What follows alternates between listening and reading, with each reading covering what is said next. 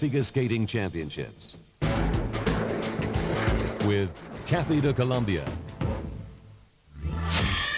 With Suzuki Automobiles. See the originality. With Fujifilm.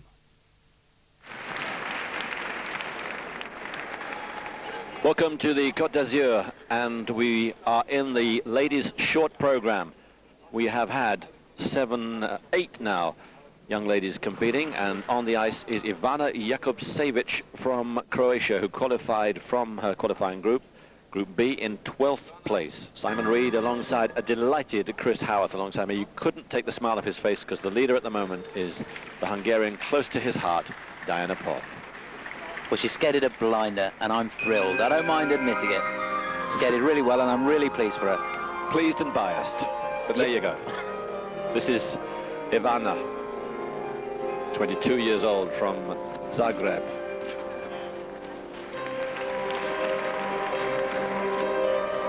Just to run you through the elements that the skaters have to perform in this short program. Double axel, one double or triple jump immediately preceded by steps.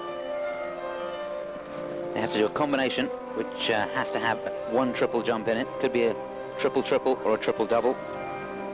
Then 3 spins and 2 step sequences.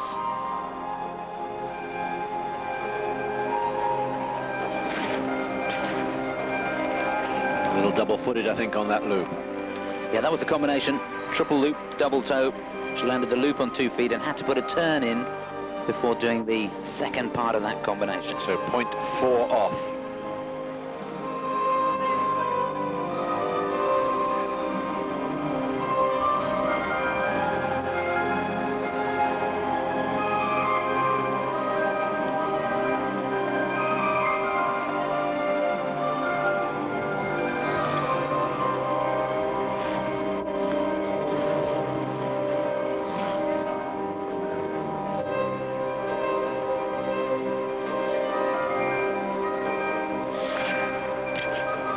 Clean double axel.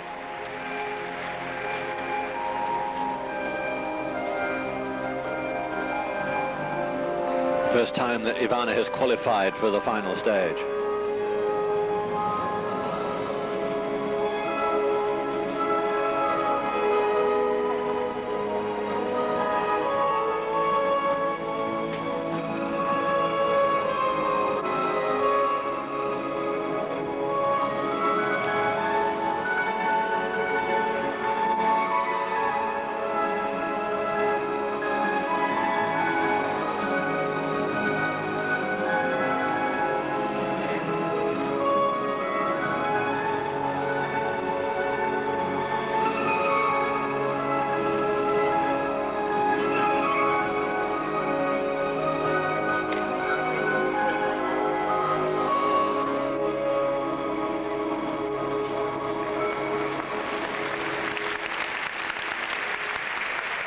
Ivana Jakupčević qualified in 12th place, just 1 place below Diana Popp, and Chris will tell you that she's not going to overtake her here. Absolutely not. Not if you have anything to do with it. No, I'll tell you what, nobody would overtake her if I had anything to do with it.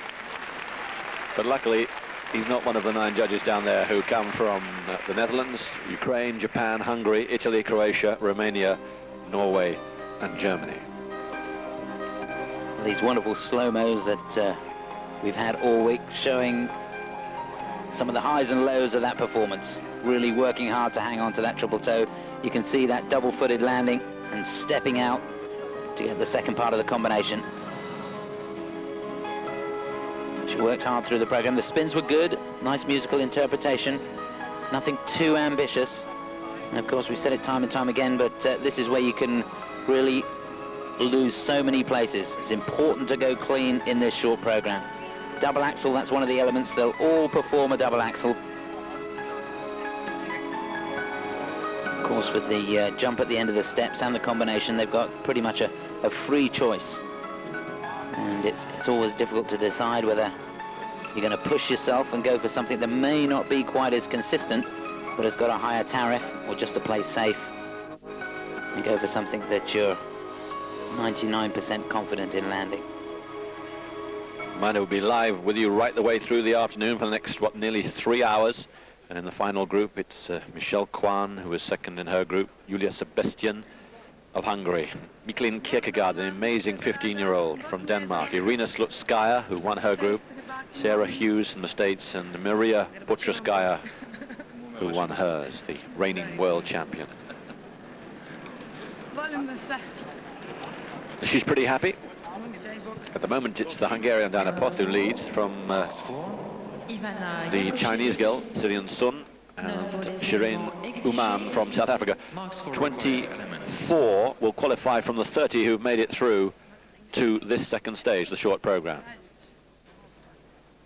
And those aren't great marks, 3.6 up to 4.1. They'll be a little better for the presentation mark.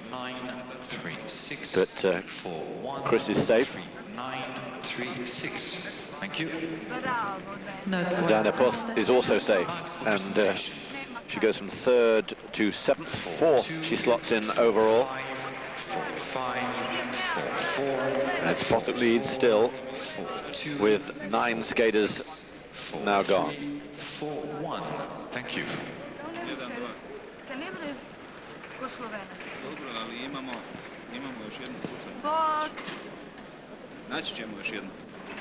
Sur la glace, représentant l'Ouzbékistan. This one's a real mouthful. She's from Uzbekistan. She's 19 years old in her first World Championship. Her name is Anastasia Gimazetdinova. Glad I'm not sitting in your seat. So am I.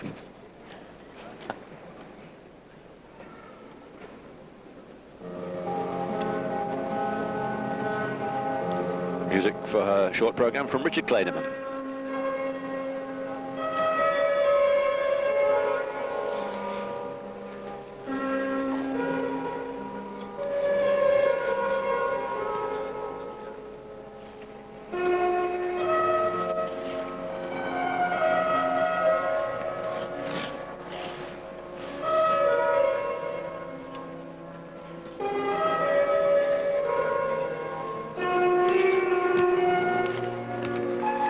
Should have been a triple flip, double toe, only doubled out on the flip. Well, there'll be deductions there because there has to be a triple jump in that combination.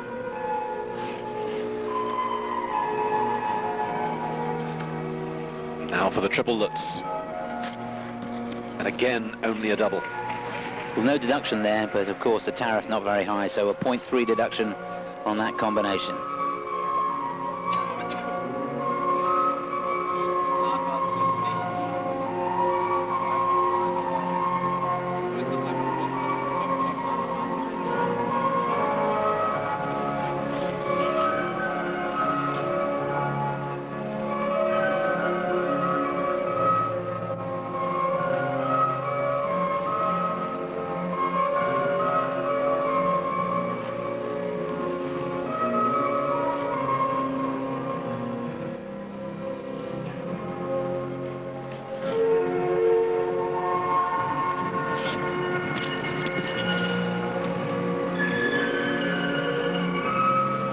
Stumble on the double axel, so more deductions.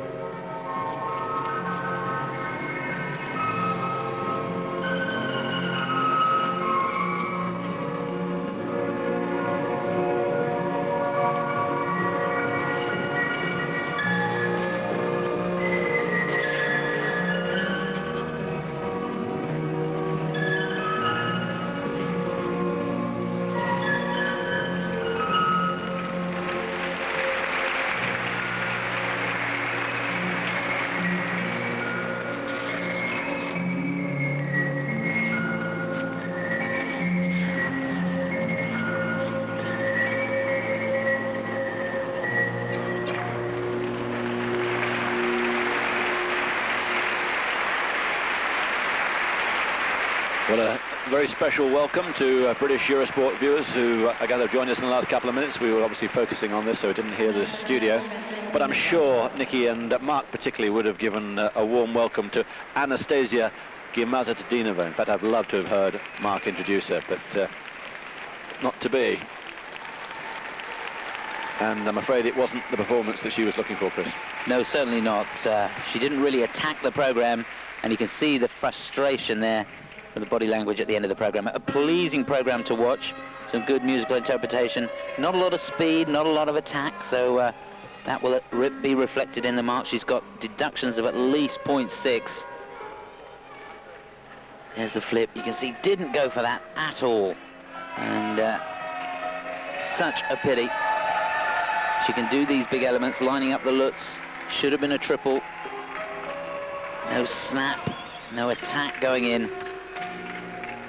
One of the problems for the contingent from Uzbekistan is that we noticed it, of course, with Tatiana Malinina and Roman Skorniakov. Since the death of the coach who coached them all, Igor Xenofontov, in the summer of '99, they've got a new coach, or they don't have a coach either way. And with her, in fact, they don't have a coach. She doesn't have a coach, but the scar of what happened must still be with her. Absolutely. It must have been a very, very tough season for her. And, you know, all credit to her. She's made it through this far, made it through from the qualification round. And it's certainly been a tough season. So let's hope that the experience here doesn't scar her too much. Well, good to see her smiling there. Probably a smile of frustration more than anything.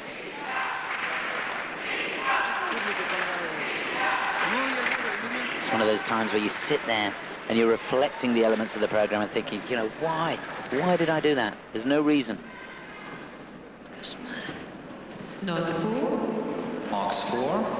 Her main goal, of course, is to qualify, to be in the top 24. And she needs to be in the top 3 or 4.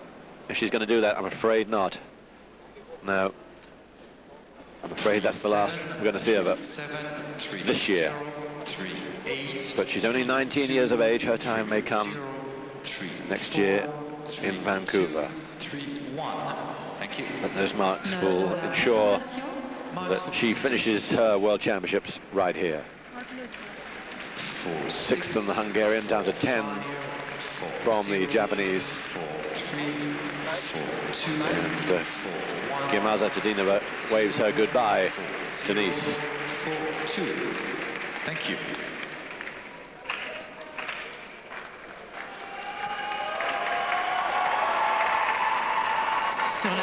Now, from Italy, the young lady who was so good in the short program at Europeans, put her in contention for the final group. She didn't make it, though, on that day. In that final group, she was a little overall. Finished in 8th place. Qualified poorly here. In 10th in her group. From New York now, but originally from Italy, skating for Italy. Silvia Fontana with Flamenco.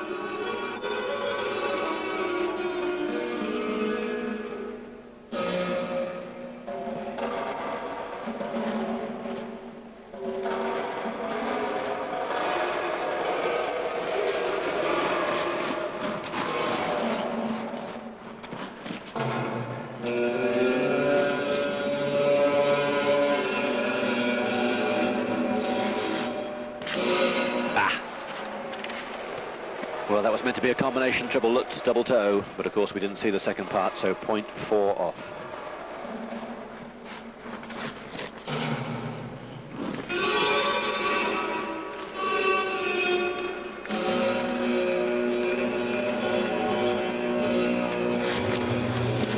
And only a double toe loop. No automatic deduction there, but very low tariff.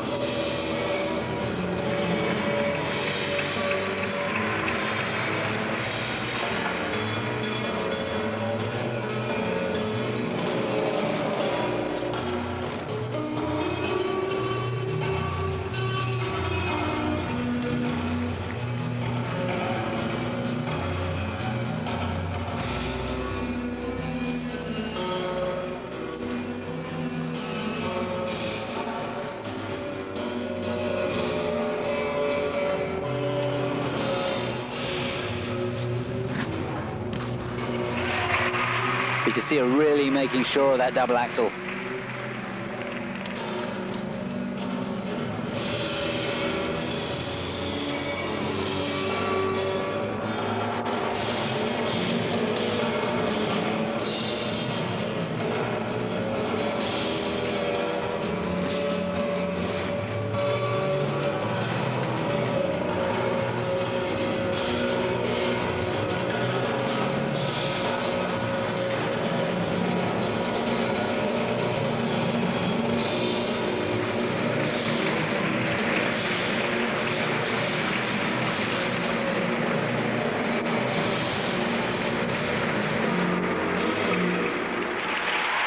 Well, she finished it well, but you can see her emotions are never far from the surface.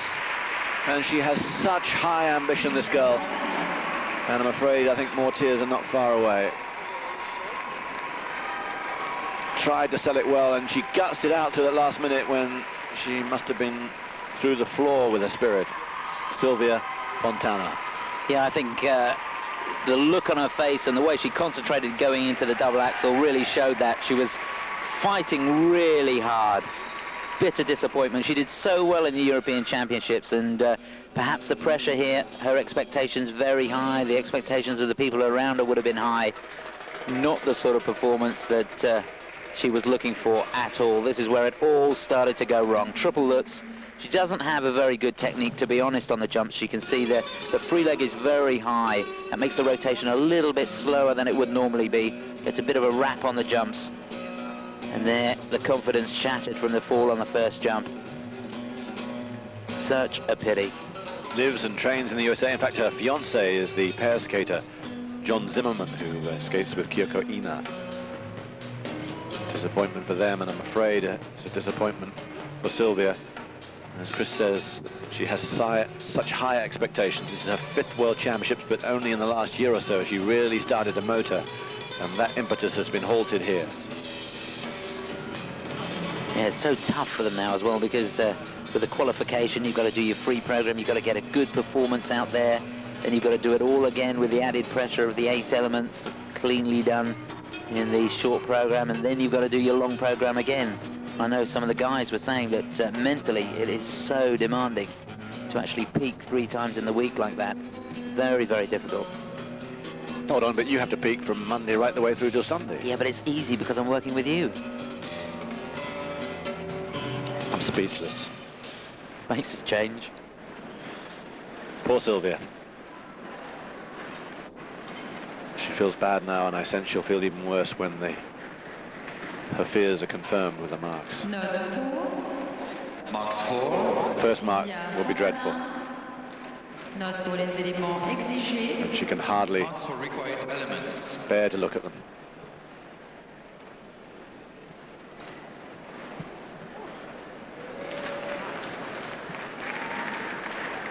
Four 0, 4 0, 3 8. No good. 3.8 4 0. up to 4.4. 3 8.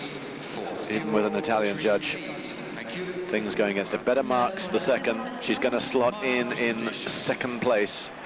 Dynapov still leads. Fontana is 2nd.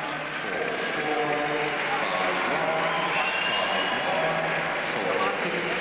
4 8. So Poth first, Fontana 2nd, Syrian Sun of China 3rd. The British Eurosport back to Mark and to Nikki. A short intermission for resurfacing the ice. And a Rechnio just awaiting her turn. And there's confirmation that Diana Poth leads, Silvia Fontana in 2nd place, Syrian Sun of China in 3rd. And you like the look of that, eh, Chris? I do, yeah. It's a good result. It's going to... I tell you what, she skated so well. She's going to do really well in this short program. She is, honestly. I tell you, she's going to do really well. Yeah. She's going to take some beating, that performance. I know I'm biased, yeah, but it's still... She did triple toe combination. You think Butyrskaya and Slutskaya are shaking in their boots at the moment? Well, they should be. Yeah. Okay, there she is, look. And doesn't she look good? Never better for you, I'm sure. Certainly with her top of the rankings right now. So we've had 2 groups, we've got another 3 to go. and we're going to have a nice resurface now, but we've got plenty to entertain you, including the highlights from the men last night. You'll take a break, you'll be back with us in a moment or two.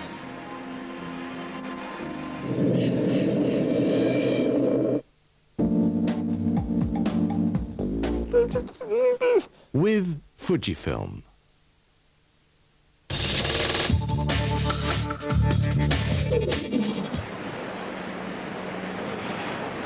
Welcome back to Nice, and that's the situation out on the ice at the moment. We've had 2 of the 5 groups, and we'll be live for you for the next 2 hours and a half as we head towards the final group, which includes Michelle Kwan and the 2 leaders, Irina Slutskaya and Maria Butyrskaya. But let's now take our minds back to last night and the dramatic occurrence at the end of the men's free program. It wasn't the best skating we've ever seen in our lives. Michael Weiss there finished in 3rd place, and he made mistakes. But Weiss on the podium for the 2nd successive year. He was 3rd in Helsinki last year. He made it once again, even though I think he made 3 mistakes in his program. But he was good enough to edge out Evgeny Pashenko, who didn't make it to the podium, the runner-up last year. It was one of the shocks, in fact, perhaps the biggest shock of this year. So Weiss 3rd, 2nd place went to the triple world champion, Elvis Stojko, who missed out again on a couple of key elements, and we thought initially that his chance had gone. I think he missed on his quad and at least a couple of other things, but Stojko held it together. In the end, he got 8 triples out, no quad, but 8 triples, and somehow he got not just on the podium, but into 2nd place, his first medal for 3 years. But the winner, not with the best performance of his life, but with something approaching it, considering everything that had gone on, was Alexei Yagudin of Russia, winner for the 3rd successive time. Sit back and enjoy his program.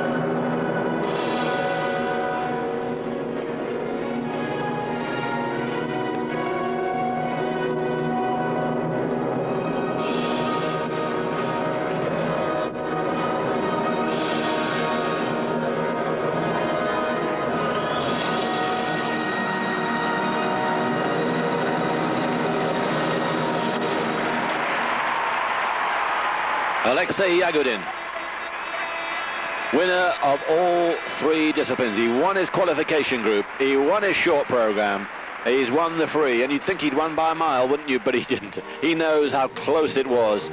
In many ways, for him, he underperformed.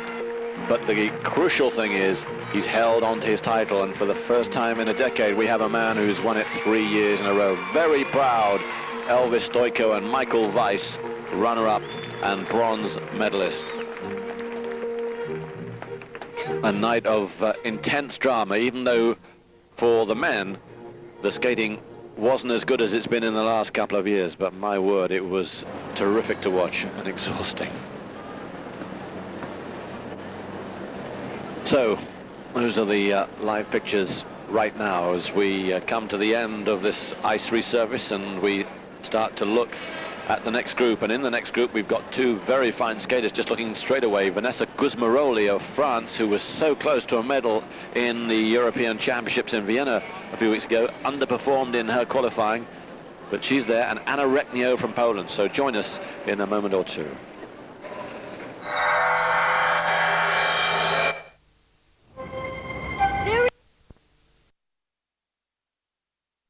CT on Eurosport.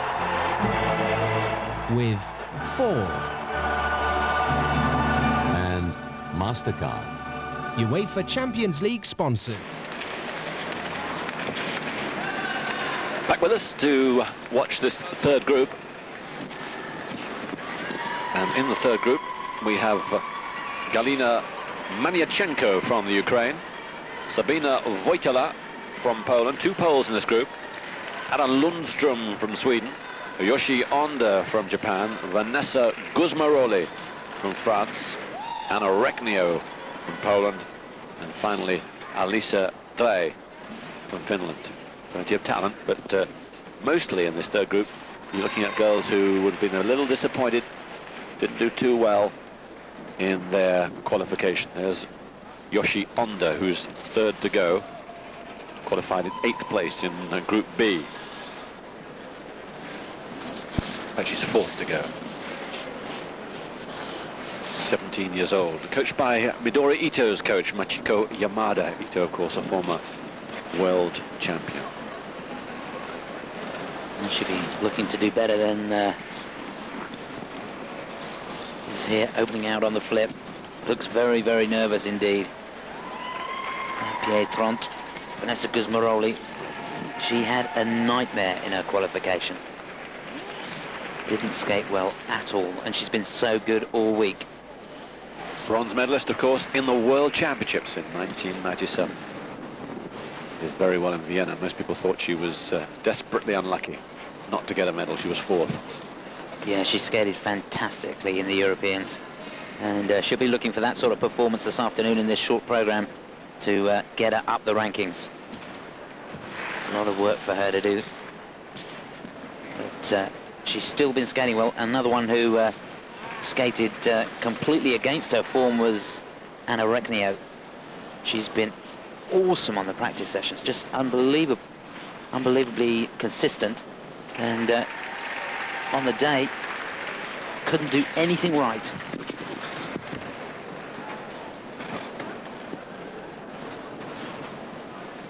People starting to come back now. Not an awful lot of people in here this afternoon, is it? No, I'd say around 3,500. Packed out for the last 2 nights, and of course for the dance tonight. It's going to be a full house once again, and a real competition. Hope you can join us tonight. Remember the French under threat, Marina Anasina and Gwendal Pesara from the Italians. Barbara Fusapoli and Maurizio Magalio, who won the original dance. Confirmation of the order. We could see 2 or 3 very, very good skates here, particularly in the latter stages of the group. It's a large group. Not very often you see 7 skaters in a warm-up group. There's Vanessa Gusmeroli looking for triple Lutz. She looks a little tight, a little anxious out there.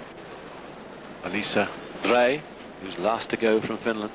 She's going to have a long wait, you know, in this warm-up. I can't remember the last time we had 7 in a group. No, they can have up to 8, but it does make it a little unfair for the skaters towards the end of the group, the last skater. Yes. So long since your warm-up. Yeah, that's right. Alisa, who qualified in 7th place from her group. Here you've got Finals who qualified from 7th through to 9th. She's a very neat little skater, is Alisa. I'll be wanting to move. 14th last year. Looking for a top 10 place this year if she can. 22 years old. Originally born in Moscow, but now living in Orihimaki.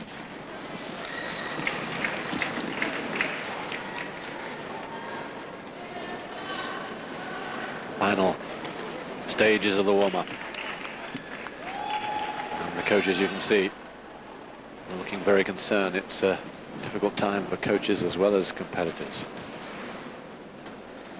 It's important that you come off the practice session with a good feeling. You want your last jump to be probably one of your best.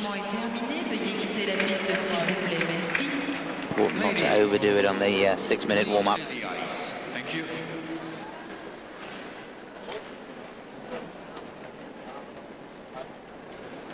Yep, that's how to do it. Now we're ready to go.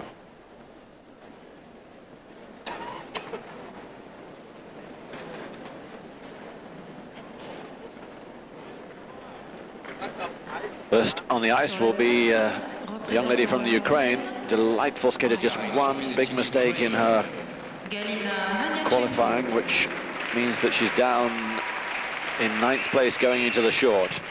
19 years old from Kiev in her first World Championships.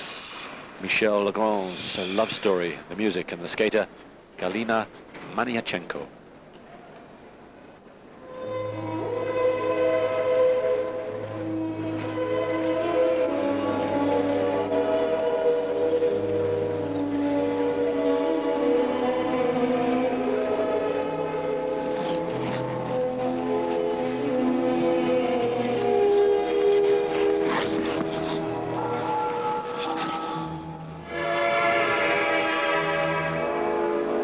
For the Lutz combination, and good, triple Lutz, double toe. There's a long preparation into that, but a good clean combination. Solo jump is the triple flip. And that's 0.4 off straight away.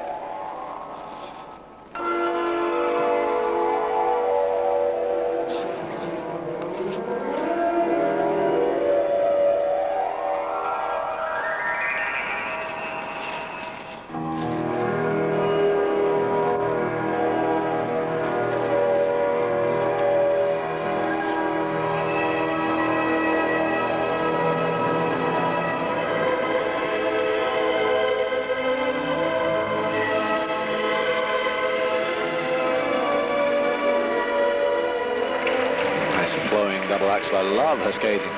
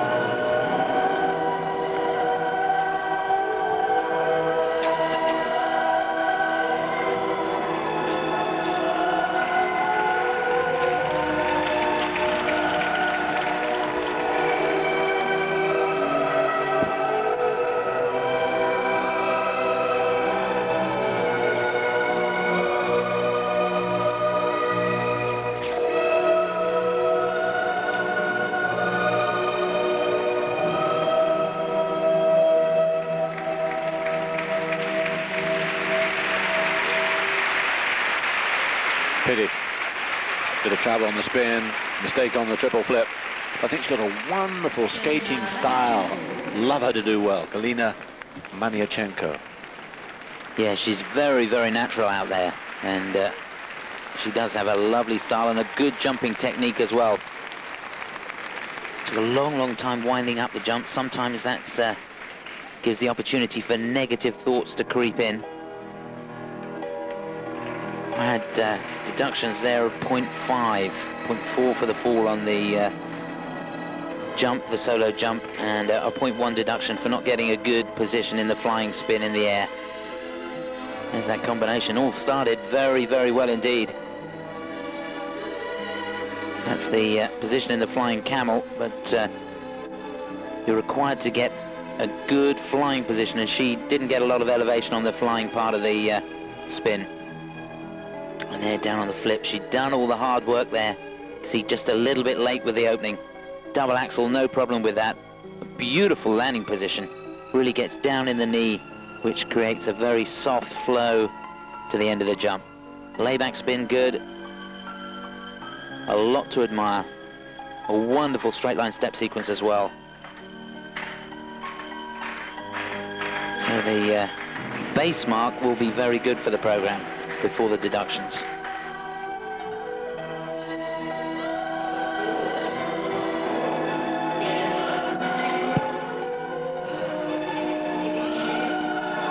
Lovely expression. She really does have a genuine feel for the music.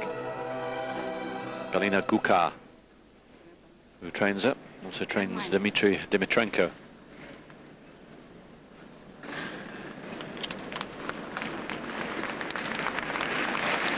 The second mark will be a lot better than the first, you can be sure of that. 4.3 up to 4.8. She's going to slot in second place. She'll take the lead at second place on the short behind Chris's friend. Marks for presentation. And the Romanian judge has her first, otherwise second, right across the board. That's the situation. But overall, she leads. Pop second. Fontana from Italy is third. But plenty more to go. Thank you.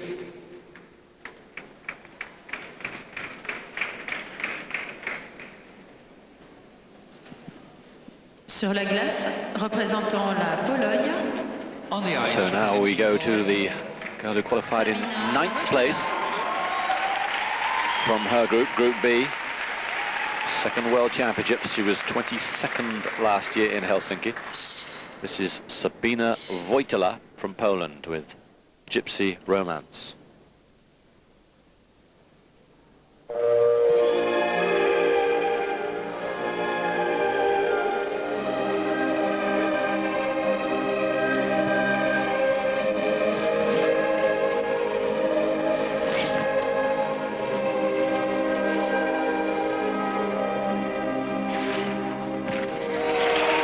Good start, triple Lutz, double Tolu. Well, that was a wonderful Lutz.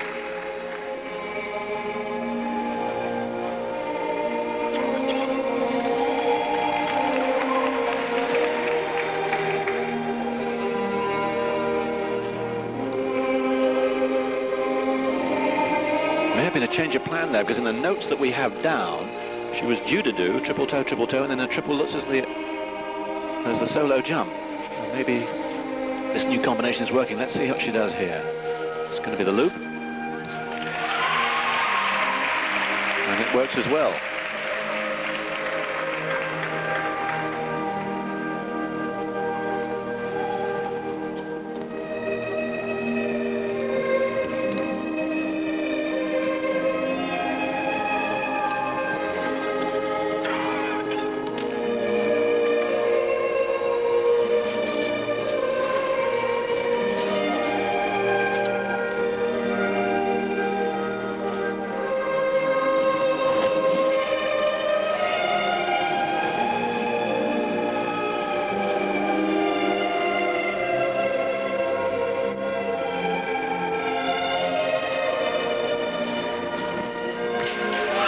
She gets the Axel.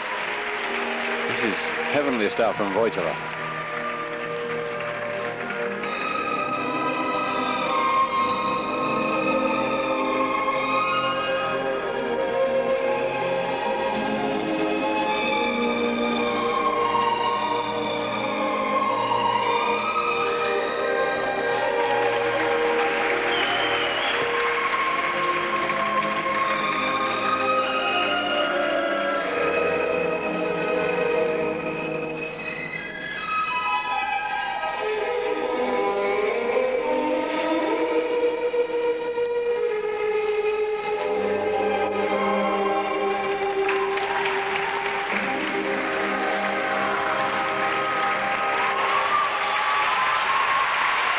How about that?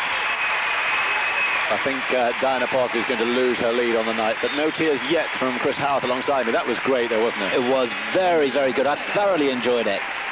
What a wonderful style she has, and the jumping technique working brilliantly today.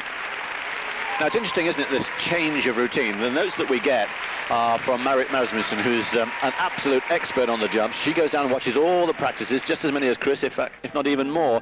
And this is what she's been doing in practice, but there's been a change of mind in the routine, and it's worked.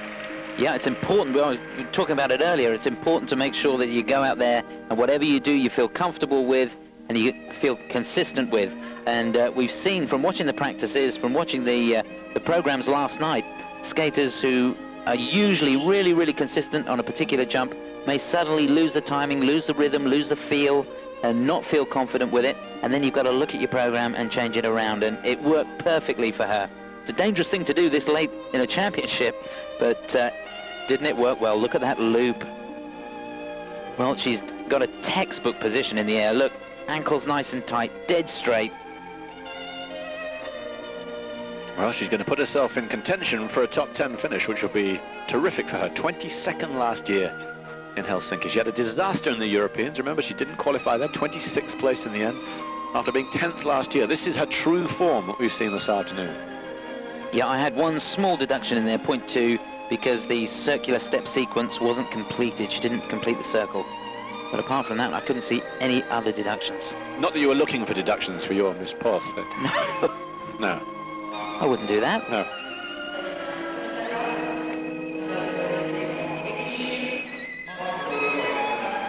But she's going to be very, very pleased indeed when she sees the marks that are coming up right now. These for the elements, yeah, 4.6 up to 5.3. 5-1, 5-0, 5-0, 5-0. And they'll be even stronger for presentation, and she is going to take the lead. Marks for presentation. Yeah, 6-3. 6 for her, 3 for the Hungarian. But Wojtala moves into the lead in the short. Diana Poth second. Galina Maniachenko is third. 5-0. Thank you.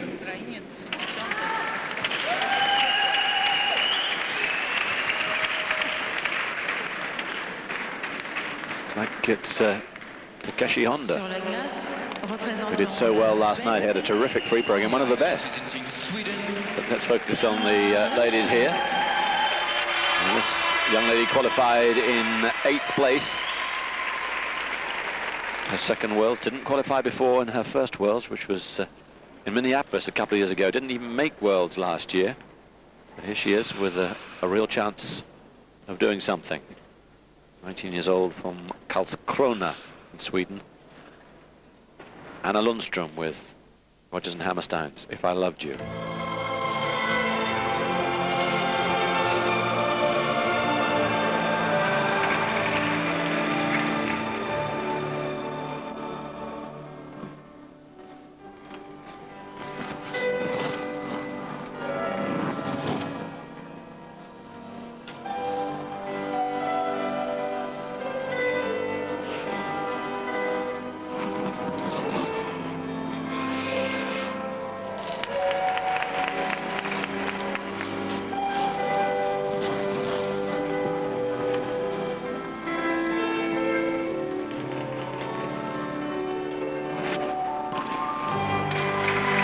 Axel, the free leg was very close to the ice, but it may have stayed off.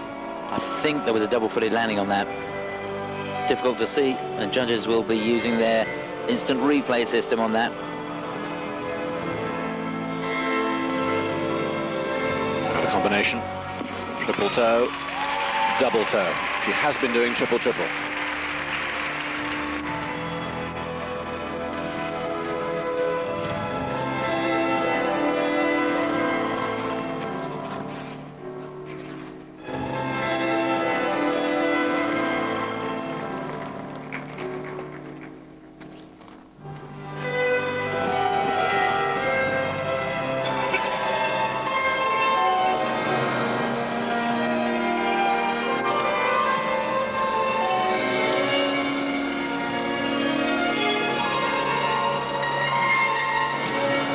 Triple loop, again the free leg dangerously close, but I think that time stayed off. No, I'm pretty sure it's a double-footed landing again. Really?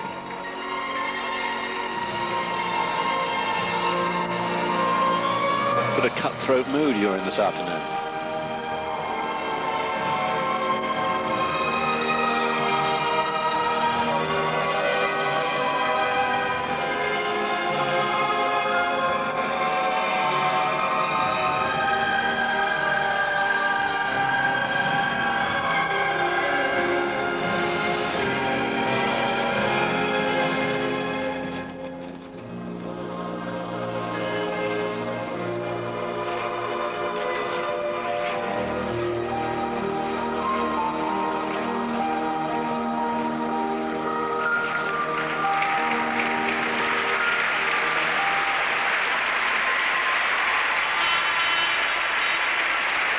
Well, the crowd loved it, and most of them won't have spotted what eagle-eyed Howarth spotted, which are those two double-footed landings. Let's find out now whether he's right, or whether that Hungarian bias was raising its ugly head once more.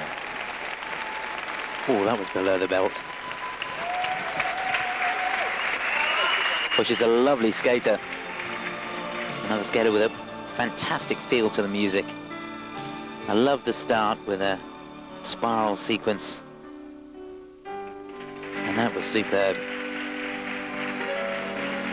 Very graceful on the ice. There's a part of the spiral sequence that all of the skaters have to perform, doing it in a serpentine pattern or in a circular pattern. Now here's the double axel. Let's see whether that left foot did touch down. There it is. So a deduction there, 0.2. There was no problems with this at all. You see the leg come out nice and early, double toe on the end. A good quality combination. Not sure we're going to see the loop, but you're pretty sure that it was a two-footed landing there as well. Yeah, it's difficult to tell from the commentary position up here. We're quite a long way up, but I'm sure the foot touched, and there it is. Yeah, you're right. Hate to say it, but you're right again. Good position in that flying spin.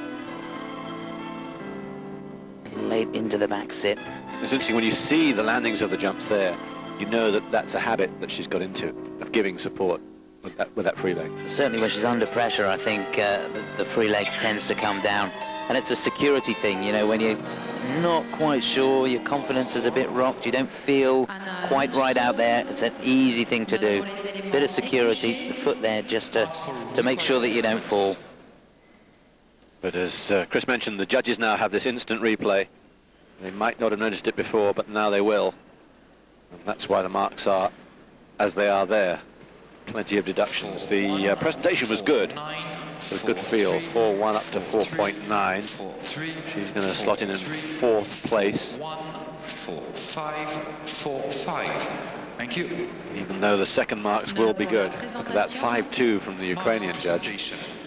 But most of the placing is fourth, and that's where she is, both in the short and overall so far. Wojtala still leads, Maniachenko second, Diana Pont is third, second on the night, or the afternoon rather. Good competition so far.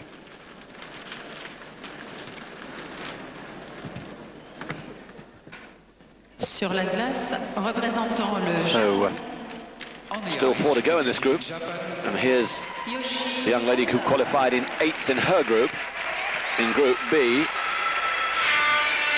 Had a really good free skate in the Four Continents Championship, moved up from 10th to 5th, but she messed up in the short. Let's hope she doesn't do that here. 17 years old from Aichi is Yoshie Onda.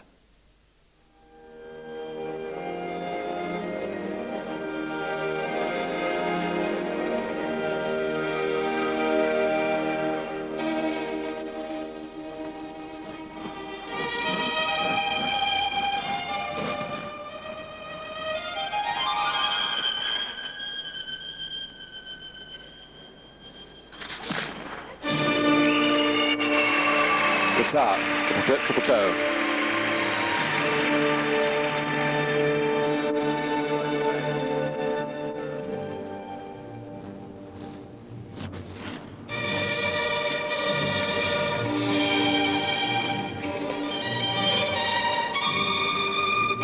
Now her Lutz. Yes, gets that as well.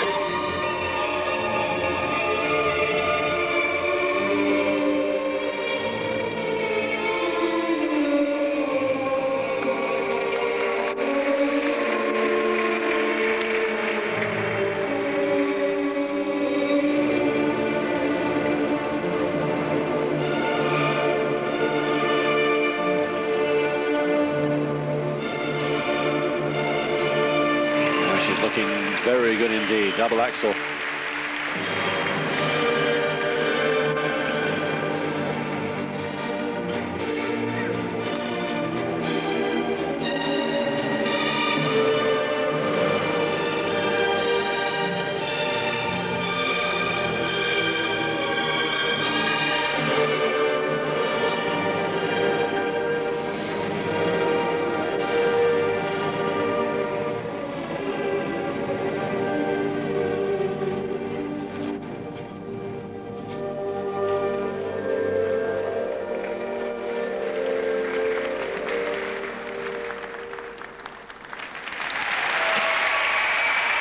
Yeah, nailed it. That language is international. Big, big smiles all round, and why not? She's got a good style, hasn't she? And she really did put in the technical stuff here this afternoon. Yeah, I love that. Not as graceful as some of the other skaters, but boy, has she got attack. So much elevation on those jumps, so much energy. A little powerhouse. Particularly like the double axel is one of the easier elements, but she gets so much elevation. Well, Japan have missed out on success in the ladies' competition, of course, since Midori Ito, who was such a phenomenal skater in the 80s. But nothing in the last, what, 15 years? Who knows? This is her first World. She's only 17 years of age. She might be just what they need. It's interesting, she's got a very similar technique to Midori on the axel, and I wouldn't be surprised if we don't see a triple axel from her in the not too distant future. Really? There's been no one, has there, in competition who's been producing triple axel in the last decade. Yeah, Tony Harding could do it, but apart from that, but didn't, no. There's one thing doing it, there's another thing doing it in competition. Look at that. Fantastic energy on the takeoff. And as you said, that she looked as if she was within herself. Yeah, there's room for another turn there, won't be long. All she needs is the right blades, Chris. Hey, Chris, and they won't be that long either. Right, Chris is working and developing a new blade which will be suited to each specific skater. Give them just a little bit more purchase on the takeoff. That's right, some of the slow motion shots we've seen, the way the toe slides away from you on the takeoff of the toe loop and the flip, and come up with a design that'll give you more purchase if you don't spot correctly. So we'll see how that develops. 4-9, 5-3, 5-1. 4-9 up to 5-3 for 5-1, the elements. 5-1, 5-1. It's just a little unlucky not to be a little bit more. Note pour la présentation. Mark's representation. Yeah, she's going to slot in second on the night. Wojtala leads her, which I suppose is about right. She's in second place on the night, on the afternoon, and second place overall. Diana Popp is still third.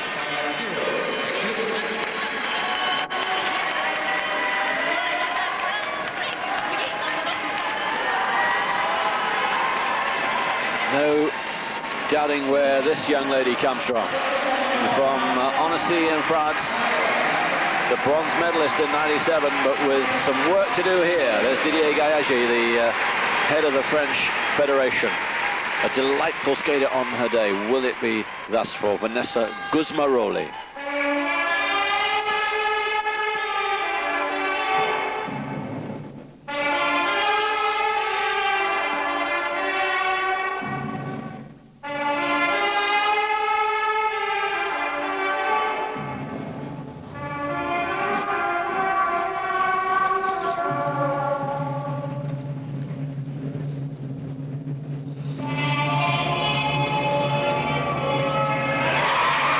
triple Lutz-double toe. Has been doing triple toe, but wanted to play safe, and probably dead right.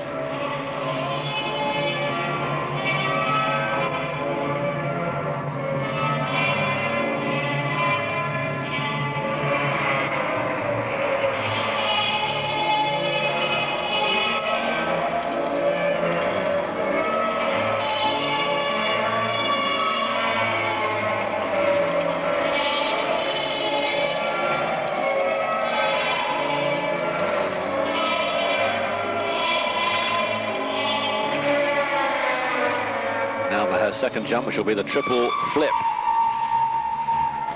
And she's got that too.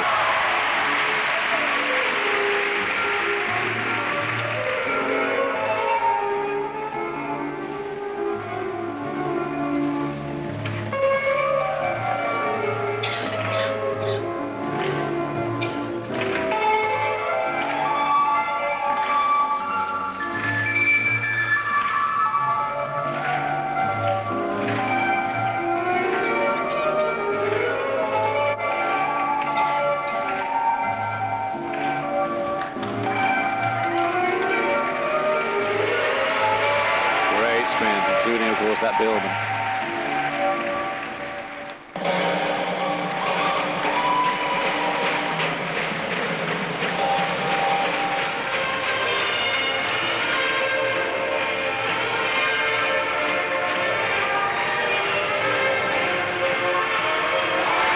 Double Axel.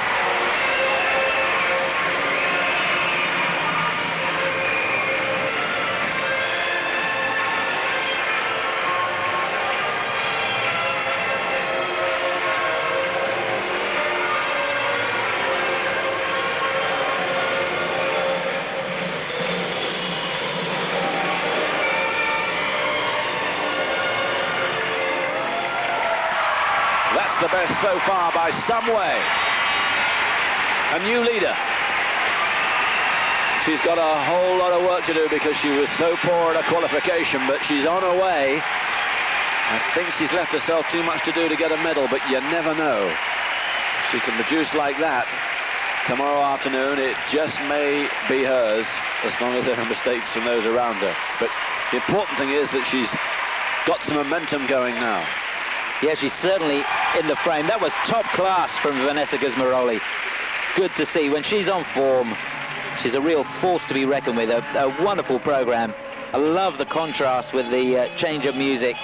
Really got going at the end there with that circular step sequence. Just the start she was looking for.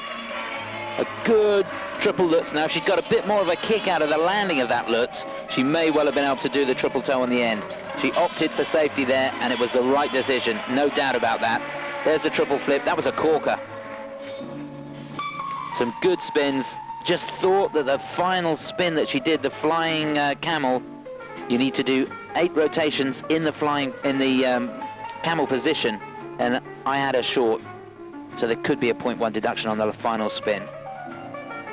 And of course, later on, and we're talking in terms of her and the last group, there'll be triple combinations. So greater tariff there, no deduction, but greater tariff. But she's going to go into the lead, and lead by some way. These will be the best marks you've seen. 5.2 up to 5.6. Stanislav Leonovic, who trains her. 5.5. Thank you. So it's going to be a very interesting next couple of hours for Vanessa to see how many go above her, but she's done what she went out to do this afternoon, and the French here are thrilled with her performance. Could be a big day for France, of course, with Anastasia and Pesara going for gold in the ice dance tonight.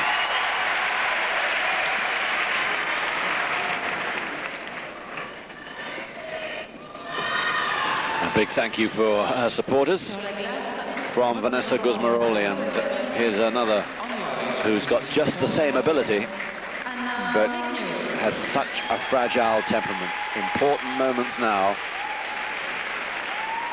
as her coach Miroslava Borchevska sends her out. This is Anna Rechnio. So much ability. 5th in the worlds in Minneapolis, 6th last year. And now she's ready. Harlem Nocturne is her music. Anna Rechnio qualified in 9th place.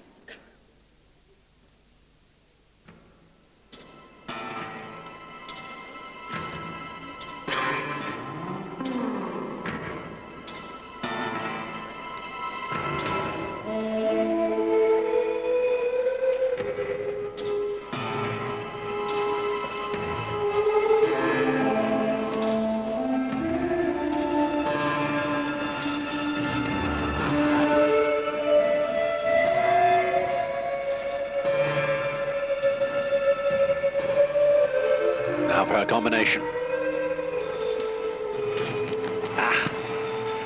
It's such a familiar sight, I'm afraid, but just as depressing.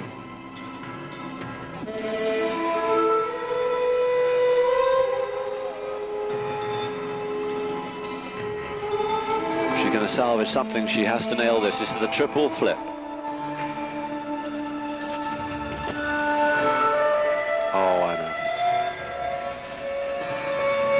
Confidence is just shot to pieces.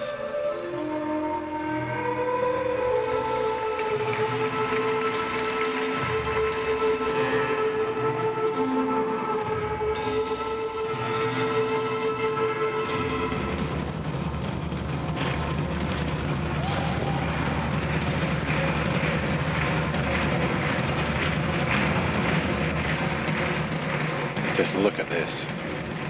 Can she skate or what?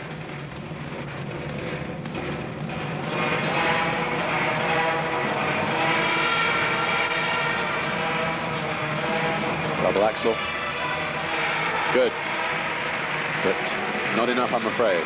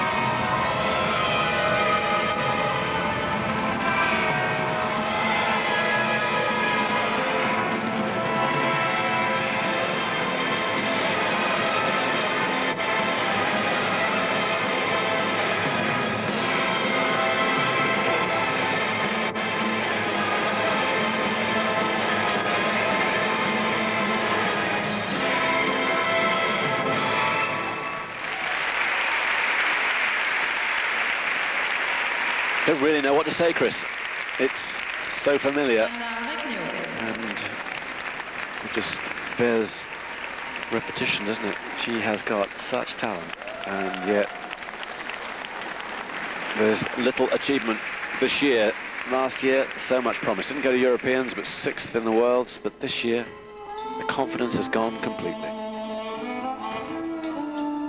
It is absolutely amazing that you watch her on the practice sessions, and she's a medal contender. She skates so fast, she's so strong, and rarely puts her foot wrong. Yet under pressure, she rarely puts her foot right. It is so sad. Well, I don't know if she does any work with a sports psychologist or anything like that, but if she doesn't, she needs to. Because she's got the talent, it's all there. She is so fast across the ice. Honestly, she skates faster than the guys do. And it's just great watching her. Step sequence was wonderful. It was. So much of the program was good. The spiral sequence was good. The spins were excellent. Just such a pity. Well, that's the sort of quality of jumps that she can do. I feel for her, I really do, because she knows that she's talented. She knows she's capable of competing with the very, very best. There's quality in everything she does. But 2 awful jumps mean that she's going to drop, I'm afraid, like a stone. 4-0 3.6 from the German judge. Up to 4.2. But considering she's going in this group with all the mistakes that she made, they're not too harsh. Thank you. Note pour la présentation. Presentation, look how much better they are there. 6 down attempt, she slots in 6th place. You can see their deductions of 0.8. Yes. Good luck for next year to Anna Rechnio.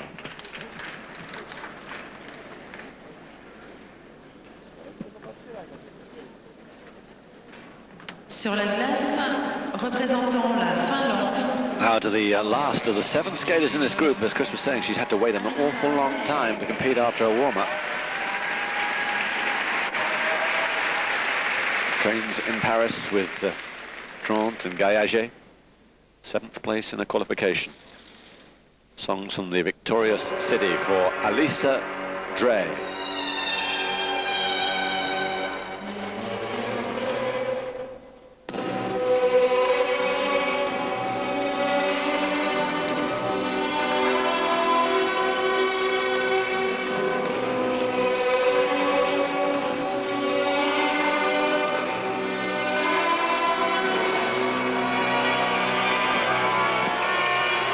Triple toe, double toe.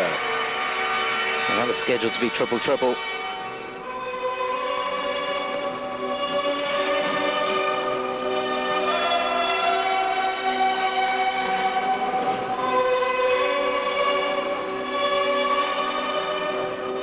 Now for the loop. Yes.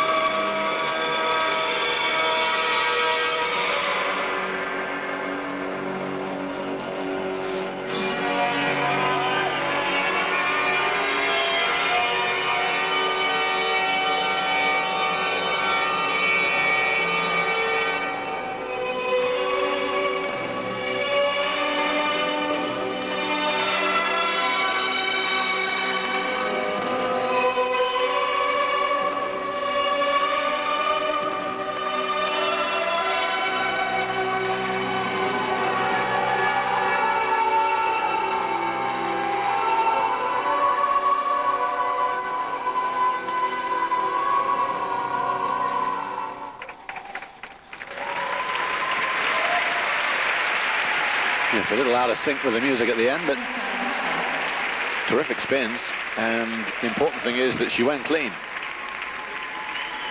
Yes, no major deductions there. She doesn't get the elevation of some of the other skaters on the jumps. But, as you rightly said, she did go clean. She would have been looking for that triple-triple combination at the beginning, but it's been, by my reckoning, about 36 minutes since she's been on the ice, and that is awfully difficult. There's a triple toe. You can see she's got a lot of speed across the ice, a bit too much over the toe on the landing of the first jump, and just lost the momentum for the second one. Good triple loop. Lovely clean landing. She rotates so quickly in the air. Well, she moved up from 25th in Minneapolis in '98 to 14th last year, and she's put herself in contention for a top 10 place, so she's really on the move. A later developer than some. She's 22 years old now. Twice been in the, 3 times been in the top 10 in Europeans, but never really done it at Worlds. This could be it. Born in Russia, moved to Finland with her mother several years ago. Looks very comfortable out there. Well, still all the big guns to go. I think I'd have her down in 5th place at the moment. 5th place in front of Diana. No, behind. 5th place on the day. Oh, I see. Yeah. Yeah. I got that wrong, didn't I? You did. Yeah. Pay attention.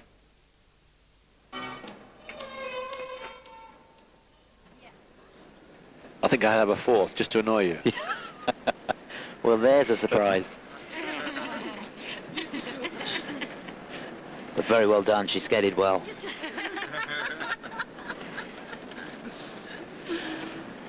I think this might be the first time you're wrong in the last couple of days.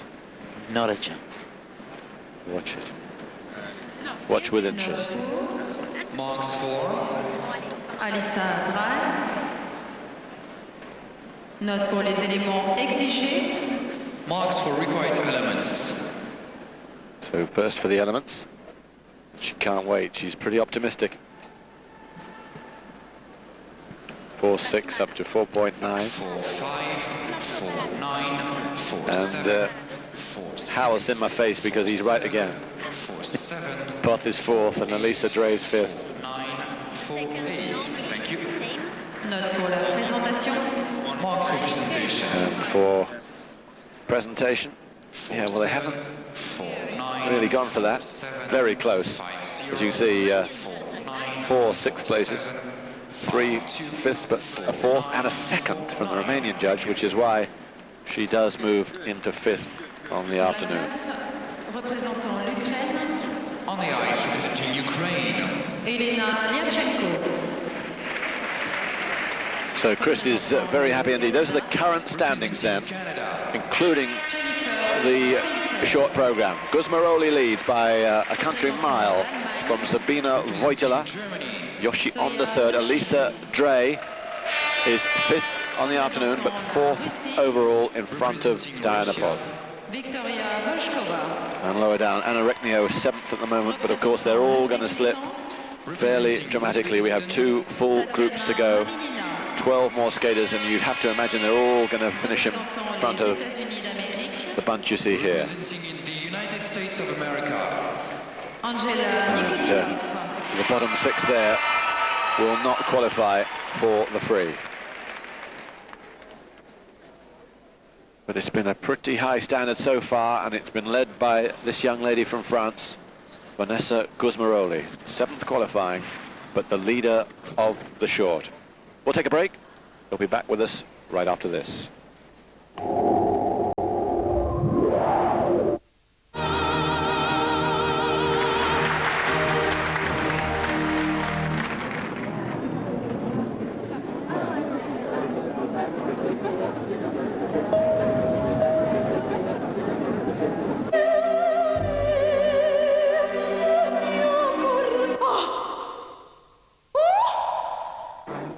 100% Colombian coffee is a tough act to follow. It's the richest coffee in the world, hand-picked by Juan Valdez.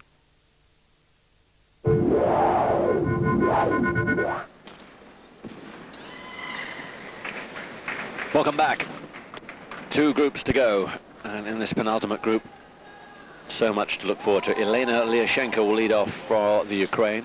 Jennifer Robinson from Canada, in picture there, qualified in 6th place in her group. Then we go to the 6th placed in the other group, Group A, Zoya Douchine, and there she is from Germany, very, very happy to have qualified in such a high position. Extremely promising talent, just 16 years old, originally from Moscow, but now skating out of Germany. The German national champion Susanne Stadmüller, too young to compete here, but Zoya made it. Mesdemoiselles, il vous reste 1 minute d'échauffement. Just old enough.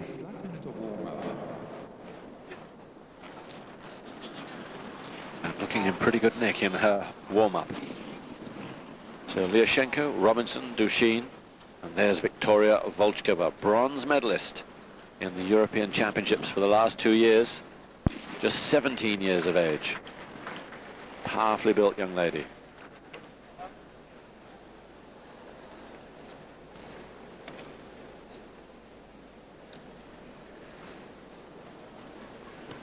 And there's Tatiana Malinina. All sorts of problems for her, including, of course, most importantly, the death of her coach last summer. And if that's not enough, she had to have an operation to remove a cyst in her left heel. So she's been right out of practice, really. Young lady who was 4th last year in Helsinki. There'll be no place anywhere near that, I don't think, this year for Tatiana, but she might prove me wrong. Plenty have. And that's Angela Nikodinov, the American number 3 here, although she was only 4th in nationals. But Sasha Cohen, who was second, too young, and had to win a medal at Junior Worlds, 3 weeks ago in Oberstdorf, didn't manage it. So Angela is the beneficiary. So Liashenko first, then Robbins, Douchine, Volchkova, Malinina, and Nikodinov. On the ice, representing Ukraine, Elena Liashenko. But to lead off, it's the young lady from the Ukraine who was 8th last year. Elena Liashenko from the Ukraine.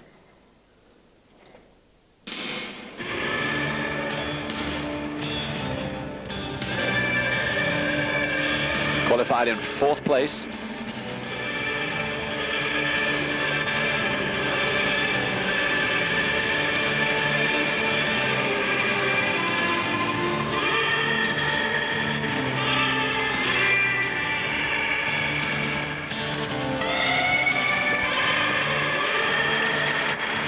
Triple Lutz, double toe.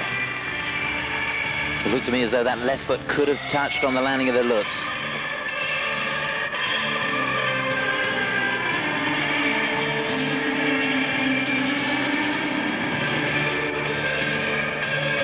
Now for the flip. That was good enough. Plenty good enough.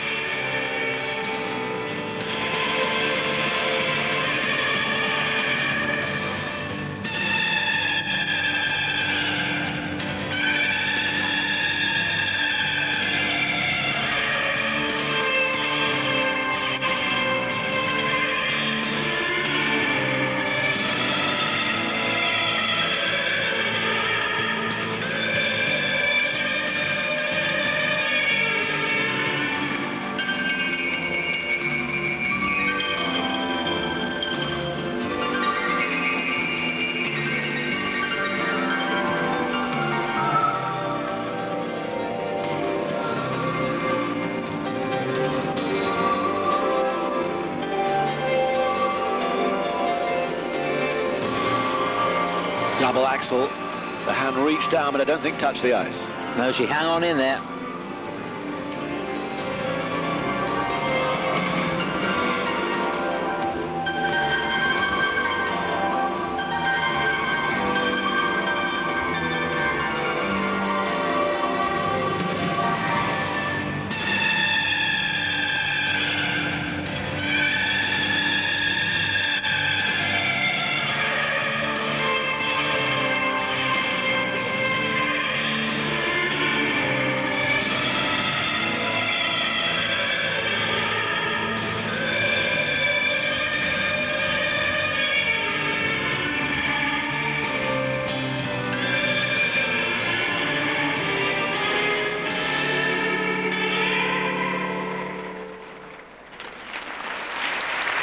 Yeah, it's great to see Elena back to form.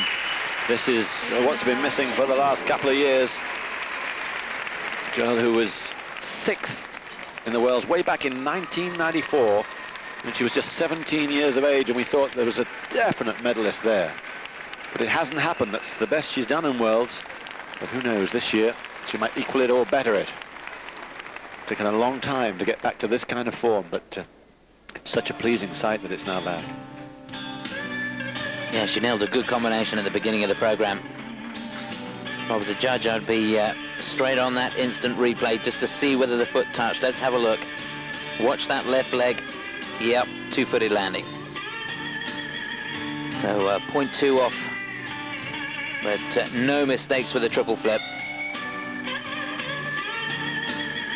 Got good elevation on that. Felt confident.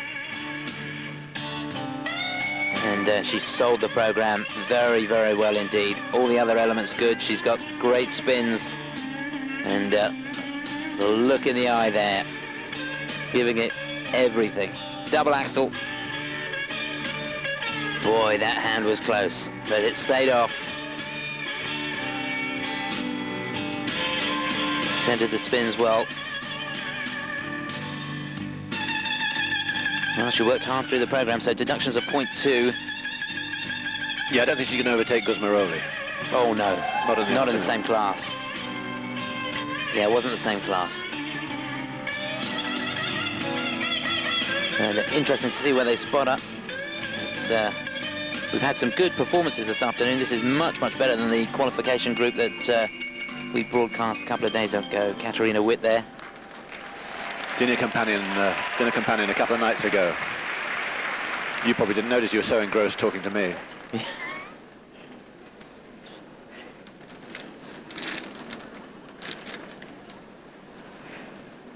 So Elena Liashenko probably slot into second place? Overall or on the day? On the day. Fourth. Fourth. Got to reflect the double axel. Double-footed landing combination. Okay. But the second mark I'd have thought would have taken her up, but we'll see. Have to rely on you. Marks for required elements. Well, split the difference. Third. How about that? I can live with that. Okay, 4.7 up to 5.2. The second mark will, of course, be very, very high. 7.52. Thank you. But how high? Well, fair difference of opinion. Look at that, second to seventh. Seventh from the Romanian. Marina Amakhanova probably hope for better. But she's skating well, that's the main thing. Elena Liashenko moves into second place. Gusmeroli leads.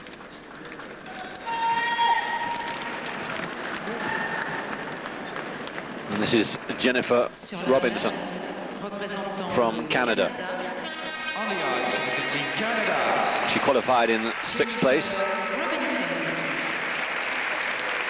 Canadian national champion for the last 2 years. And her music is Michel Legrand's The Summer Knows.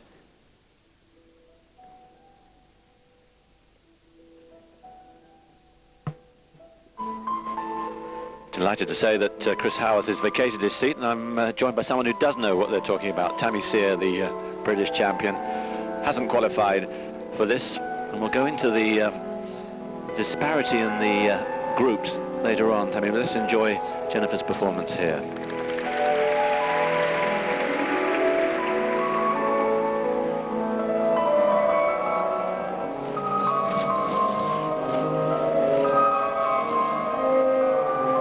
Last year, so looking for a lot better this year. This is the Lutz. Double-footed, I think. Yeah, definitely double-footed. She tends to do that a lot on her jump. She was in my practice group, and I think that's her biggest problem. She's a lovely skater. Yes, beautiful, fluid movements.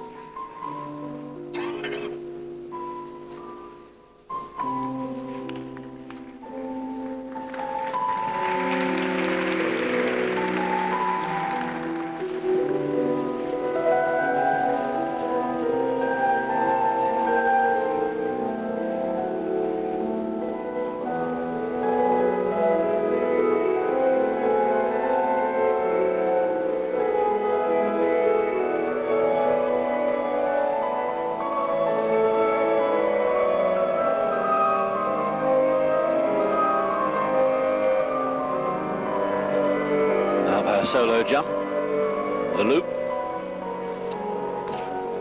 That was okay. Yeah, that was clean.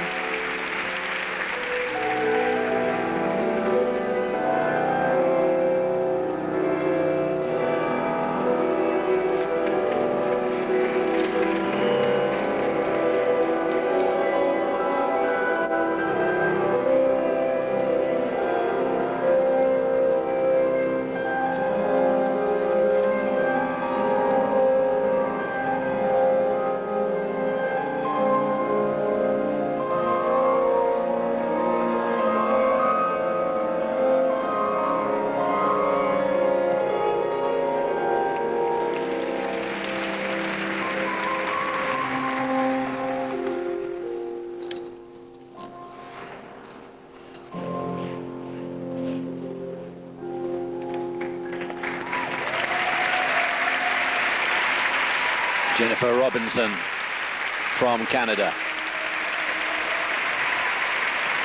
Gusmeroli, the leader. Did you see her performance, Dan? Oh yeah, it was fabulous. It was very, very exciting. And it's great to watch live because you see the speed and the flow across the ice much more. The short's been much better this afternoon. It's been good to watch, some good performances. Now, we don't want to get too controversial, but you didn't qualify, and I know it wasn't the performance that you were looking for, but my word, you were in the tougher group. Yeah, I guess I can look at it and see really the group I was in are pretty much going to be the top 10 here, except for Butyrskaya, who will go into that top 10. But I did get a hard group. I didn't get a very good draw, but I still could have qualified if I'd skated well. Right. I still think, and I'm not just saying it because you were here, we've been saying it for the last couple of days, we have to have, I think, some kind of seeding into the groups or something that's altered, because it's just unfair. Yeah. Not just for you, but other skaters. Yeah, it needs to be much fairer because the girls in the first group, there were some that really shouldn't have qualified. You know, girls that can only do one triple, and girls in my group, like myself, that can do more, that didn't get through. So there needs to be a fairer way of doing it. Okay, got that one over. But generally enjoying yourself. This is your first World Champion, only your second major competition. Yeah, it's my second basic international. So, but the good thing is they're going to give me some internationals this year to give me basic experience, which is what I'm lacking. I was fine in practice, everything was going well. It's just when you get out there and the lack of experience takes over, I went for everything. Yeah. So it's going to be a busy year. Definitely, which is great. That's what I need, competitions. Lovely here, position on the ice. She is a lovely skater to watch, Jennifer. Yeah, she is, and she flows so nicely across the ice. Maybe lacking a bit of expression in the face, which would be nice, which would help. Plenty of Canadians here, and they love to see themselves on camera. It's fabulous. The support the Canadians give is just wonderful. They come from miles. It's a strange arena, isn't it? Because, I mean, it's hardly purpose-built. It's an exhibition hall, not really a sports hall. And yet there's been great atmosphere this week. It's been fabulous, absolutely fabulous. Note pour les éléments exigés.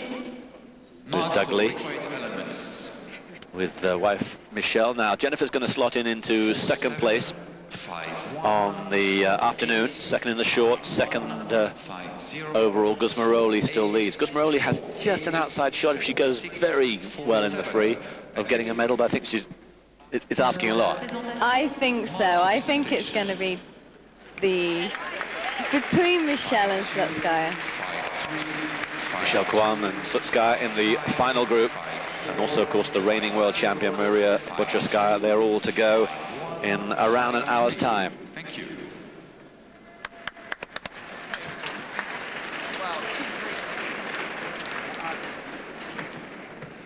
Next up, it's the German Zoya Douchine. Tammy's doing so well. We'll leave Chris for another few minutes because it's much more interesting talking to you than it is to Chris, believe you me. Get sick of him after a week, I tell you. He's just about to pour a drink over me as I say that. Here's a girl who's beaming smile. She did so well. I don't know if you saw her in qualification. She was terrific. Yeah, it was great to see. She did skate wonderful. And so young. Zoya Douchine, yes, just 16 years of age, not 17 until October.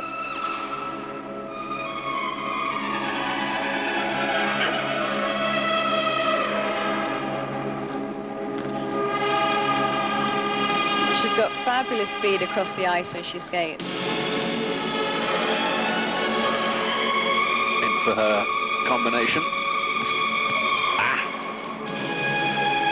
Well, it'll be 0.4 off.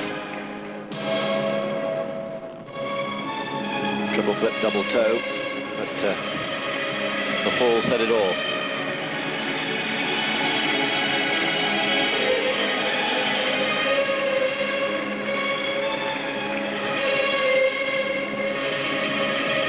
That's better. That Triple was toe. better. Nice and strong. And she is strong, isn't she? She looks very quick across. Very fast, very strong. And still smiling when she does the jumps.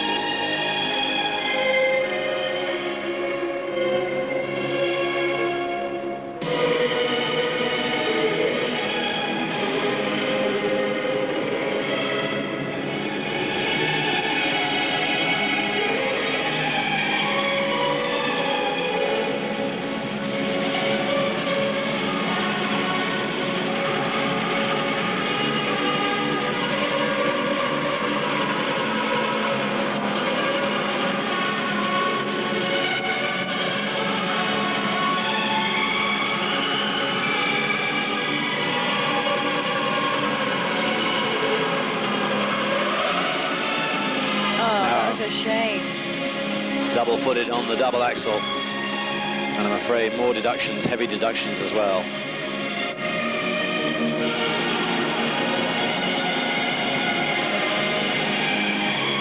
Struggling on the spin a little. Ow, that wasn't good. Key thing there, what came across to me, I don't know about you, was personality. It looks like the German Federation said, right, whatever happens, go out and enjoy yourself. There's no pressure. Which is really what's important. Once you get to a World Championship, I think this is also her first year. Yes. That's all you can do. Go out and skate for yourself. There's no pressure. Just have to enjoy it.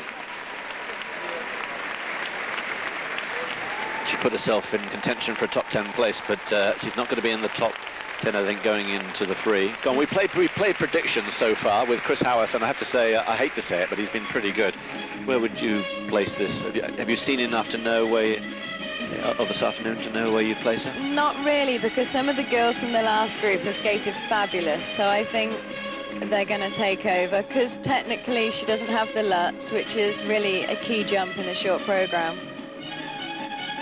But of those so far, we've got Gusmeroli in the short leading, Robinson second, Wojtala, I don't know if you saw her earlier on from Poland, she's third. Yeah, she skated fabulous. It was great to see. I think on the short program, she should go into ninth. Ninth, right? A 5 came out from behind you, which came from Chris Howarth. There you go. Maybe I'm being a little hard. Well, I'll tell you what, if you're nearer, we'll keep you on for another skater, okay? Okay. All right. But a really beautiful expression. Yeah, it was nice to see her smiling throughout the whole program.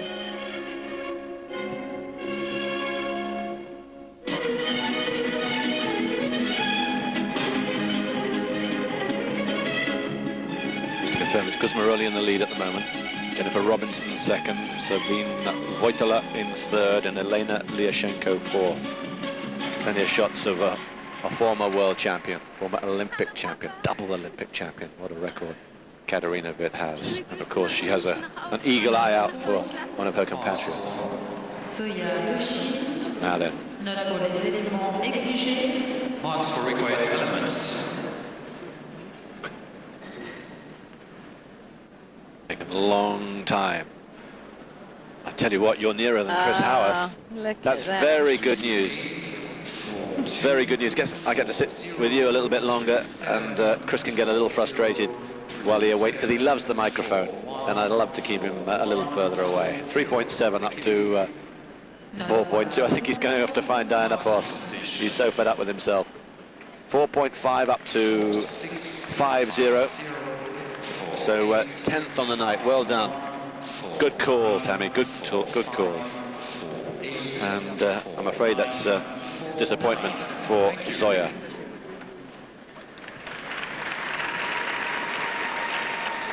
Disappointment for the German camp. So one more for you, Tammy. And this girl is very, very good. We saw that in the Europeans in Vienna. I know you were there. She didn't do too well in the free. She had a bit of a chance for the goal, but wasn't able to take it. But bronze medalist in the Europeans for the last 2 years. Viktoria Volchkova, just 17 from Russia. And her jumps are huge. I was on the practice with her for the long qualifying, and it was just phenomenal to see the height. And again, still very young. And very graceful. Yes. Yes, there's power and grace.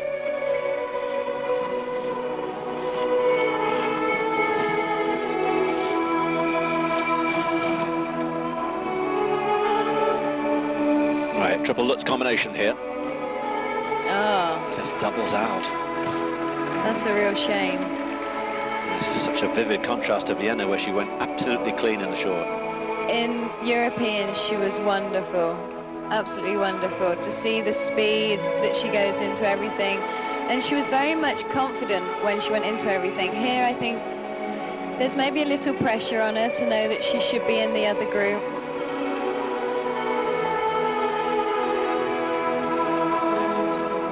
That's better. That's triple flip. Much better, fabulous. And she makes them look so simple.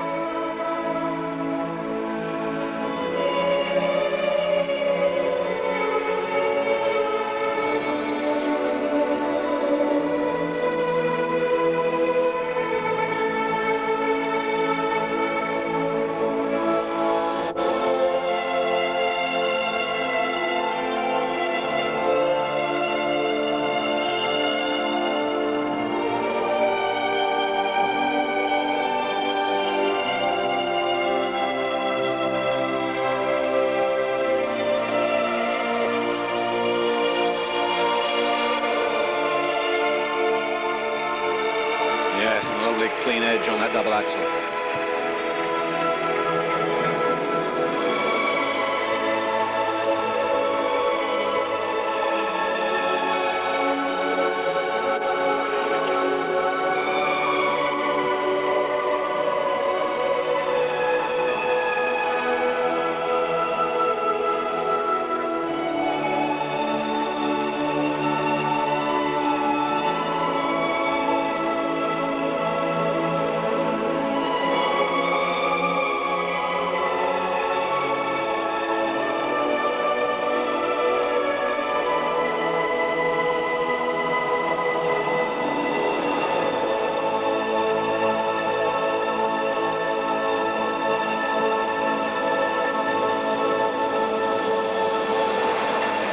Just lovely to watch, but such a shame about the combination. A real combination. shame with the first element. And I've seen her do it in practice over and over and over again, but it's the same with all of us, you know, when the pressure's on, you've got to dig deep.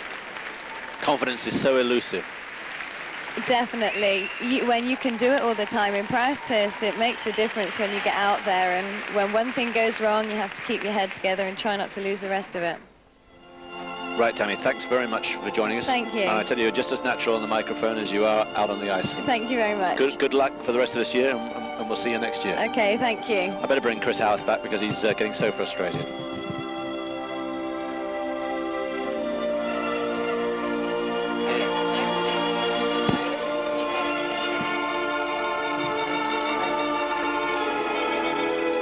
Lovely movements from Viktoria Volchkova, who won that bronze medal in Vienna despite a poor performance in the free.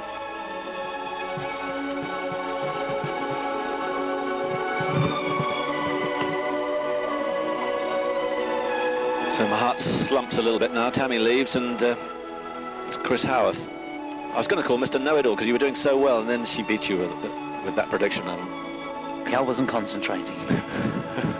I was talking to our Hungarian colleagues. Were you? Yes. It's a shock.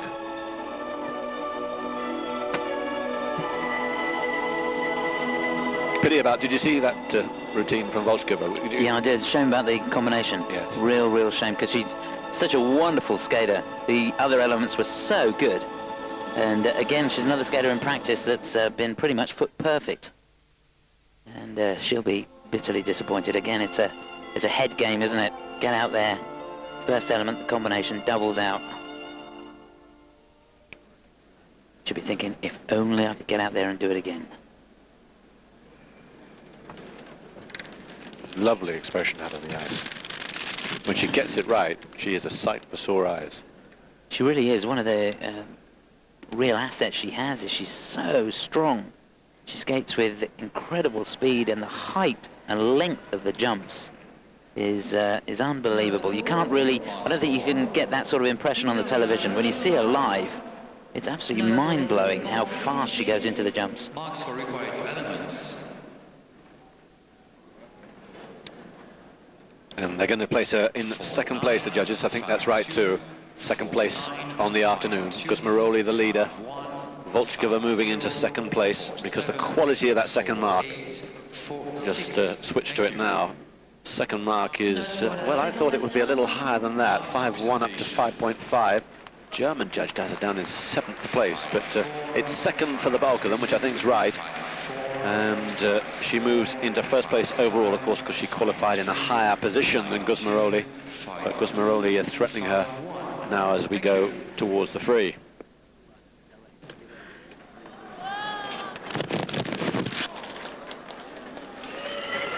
Next to go from Uzbekistan is the 27-year-old who's gone through such torture in the last few months. The death of her coach, and in the months after that, when she was just slowly coming to terms with that, the foot injury. She had to have a cyst removed, and she's been in no real kind of form.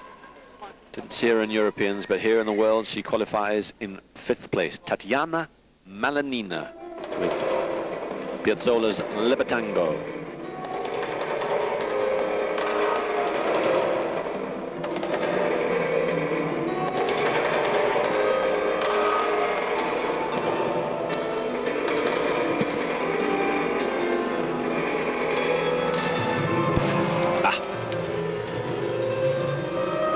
to be the combination, but of course, 2 hands down on the triple Lutz.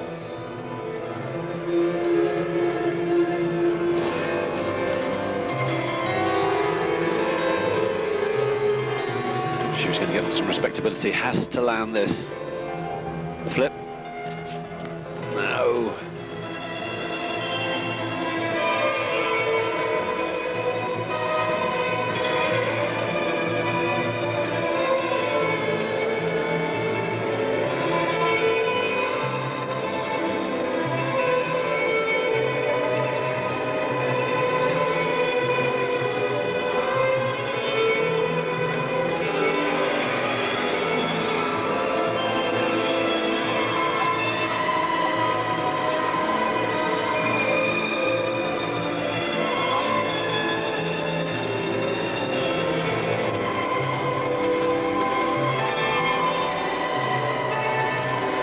A single Axel, another 0.4 off. I think make it a clear point in deductions,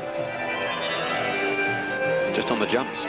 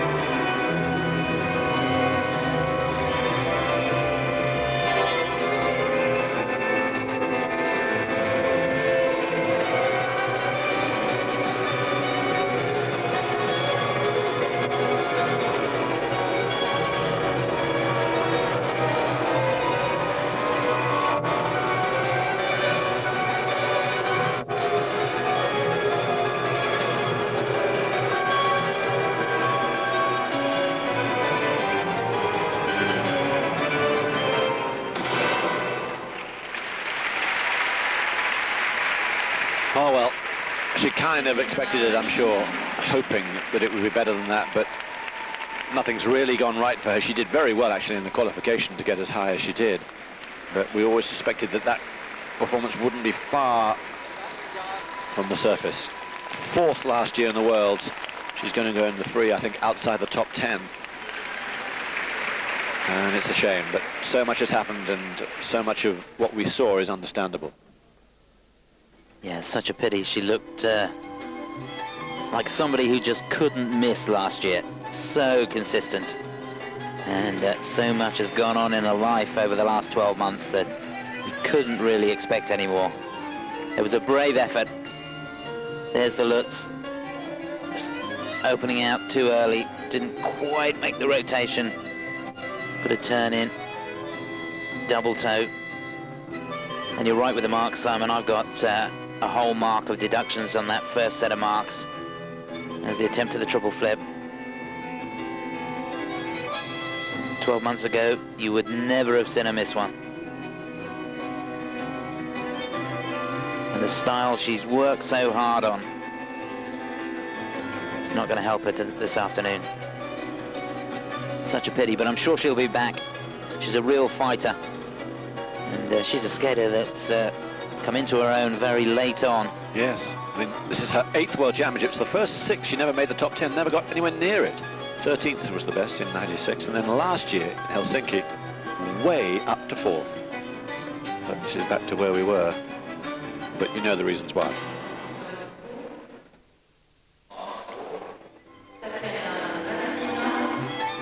She's not going to enjoy these marks at all. And the first set going to be a little bit of a nightmare.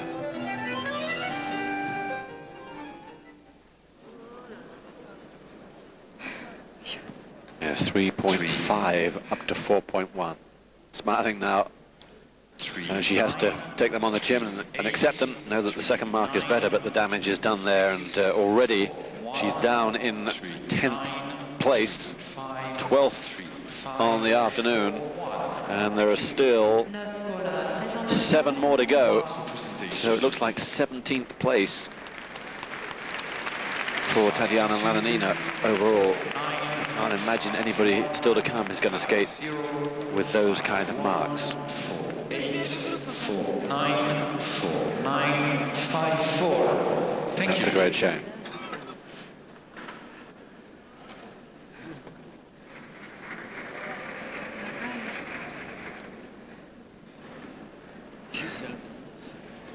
Next on the ice from the USA, 19 years of age, fourth in American Nationals, but Sasha Cohen not able to come here because she was too young.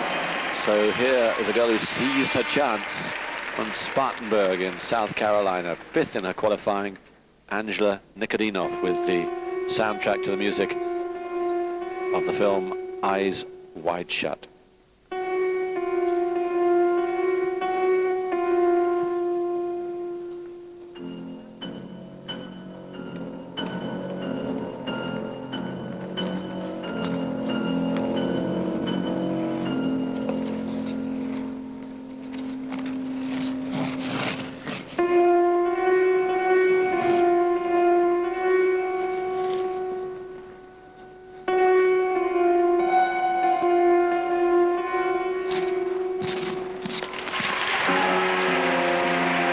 Double toe.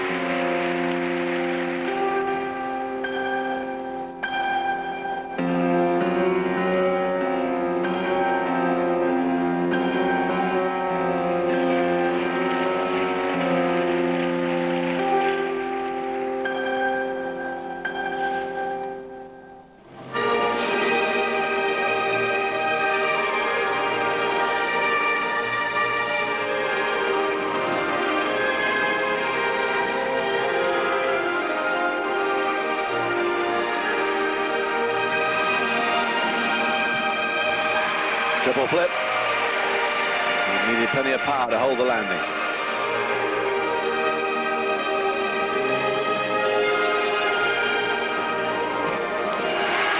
And a very good running edge at the end of that double axel.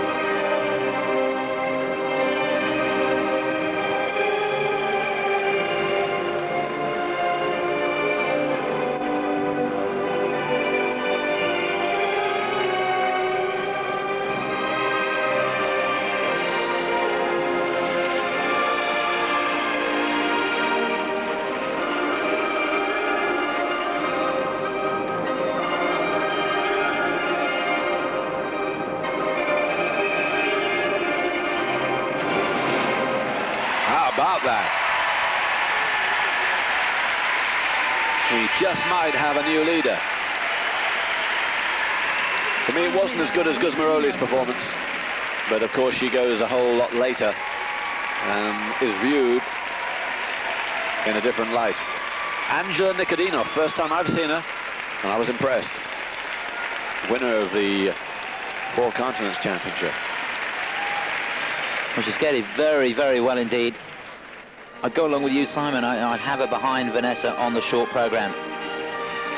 There's a look at that combination at the beginning. I thought the edge going into that was a bit suspect, but reviewing it again, she just about held on to the outside edge. And one of the main reasons that I'd go for Gusmeroli is because of the balance of the program. She did all the jumps in the first 45 seconds to a minute, and left all the other elements to the end. A good triple flip there, nice and clean. Does tend to turn a little bit on the takeoff of the jumps. Technique not quite as good as Vanessa's. But nevertheless, she sold it well. The supporters here right behind her. Be interesting to see what the judges do. She qualified fifth.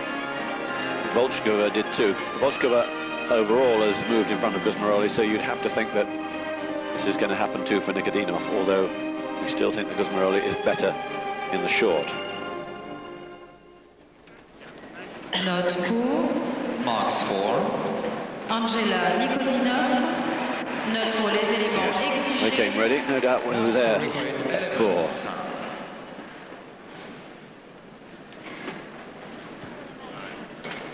Richard Callahan.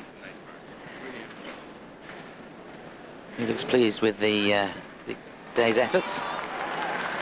And we got it right. 5.1 up to 5.7 from the Hungarian judge, which is pretty good, isn't it? Gusmeroli is still the leader on the afternoon, but Nikodinov takes second place in the short and moves into the lead. Volchkova is actually being pushed down fairly heavily now. Nikodinov in the lead overall at the moment, going into this final group, and it's Gusmeroli second, Volchkova down in third. Thank you. A couple of first places. She is a talent to look out for.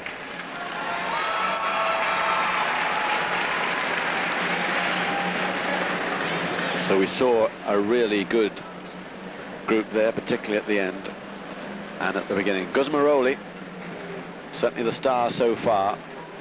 Nikodinov is the leader as we go into this final group.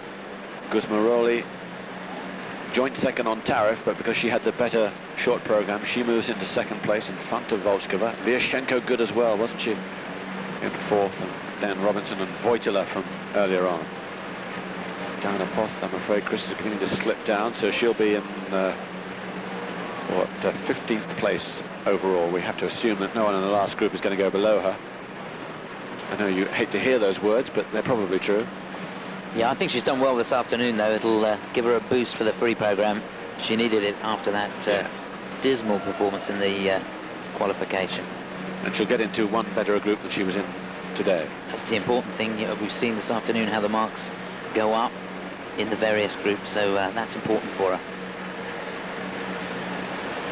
Just confirmation that those young ladies will not be qualifying for the final stages. Final stage tomorrow afternoon, and of course the ladies free is live here on British Eurosport and Eurosport International. But there she is, Vanessa Gusmeroli. In fact, that's Angela Nikodinov, who is the leader overall as we go into this final group. Vanessa Gusmeroli second, Viktoria Volchkova is third. We'll take a break, and you'll be back with us right after this.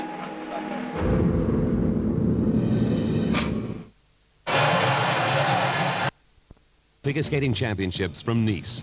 The ladies free Saturday live at 1600 CET and the gala Sunday at 2100.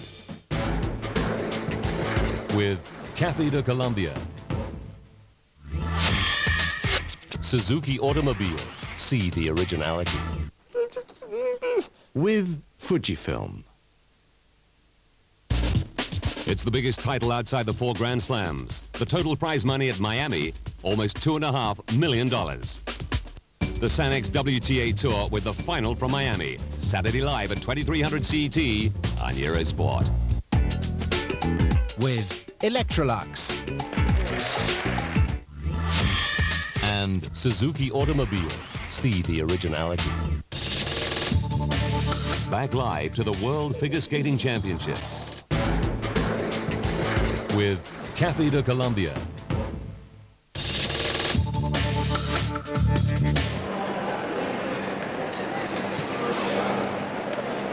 Welcome back. We are just about ready to go now with the final group here in the ladies short program. The performances will begin in just a few moments' time. In fact, this is a shot we recorded just a few moments ago, but the skaters are now right out there on the ice, including Michelle Kwan and Irina Slutskaya and Maria Butyrskaya.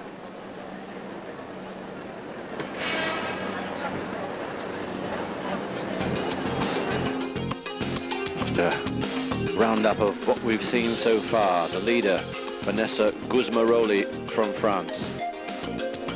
Simply wonderful performance from her, and she leads as we go into this final group.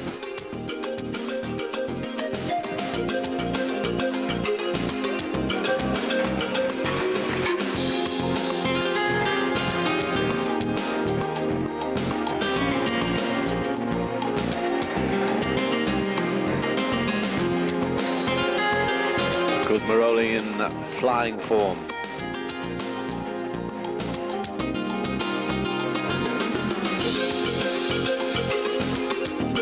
Viktoria Volchkova, who moves into third place. And the leader, the American Angela Nikodinov. But all eyes right now glued to the performances in front of us as the skaters warm up. And we have some amazing skaters for you, including Irina Slutskaya, the reigning European champion. We have Michelle Kwan, the world champion in Minneapolis, and we have Maria Butyrskaya, the current world champion.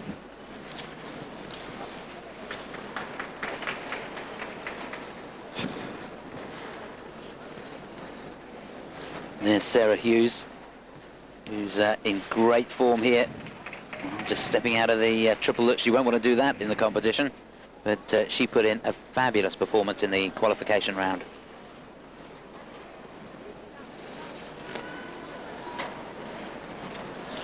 Just to put you in the picture as to how the qualification went, Irina Slutskaya won her group, which was the more difficult group. It included Michelle Kwan. Maria Butyrskaya, as she did in Vienna, had a very easy group, but she qualified first, as she did in Vienna, but this time she went clean. She deserved it.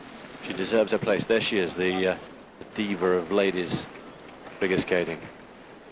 And an amazing performance to win last year in Helsinki. Yeah, she's in good form here. She's been very, very consistent in all the practice sessions, and she's not going to let that title go easily, you know. There's triple Lutz, double toe, looks good. Not the sort of elevation she was looking for, but making it count. Getting the feeling, keeping that edge on the way in. See, that was tight with the rotation. She's a real fighter.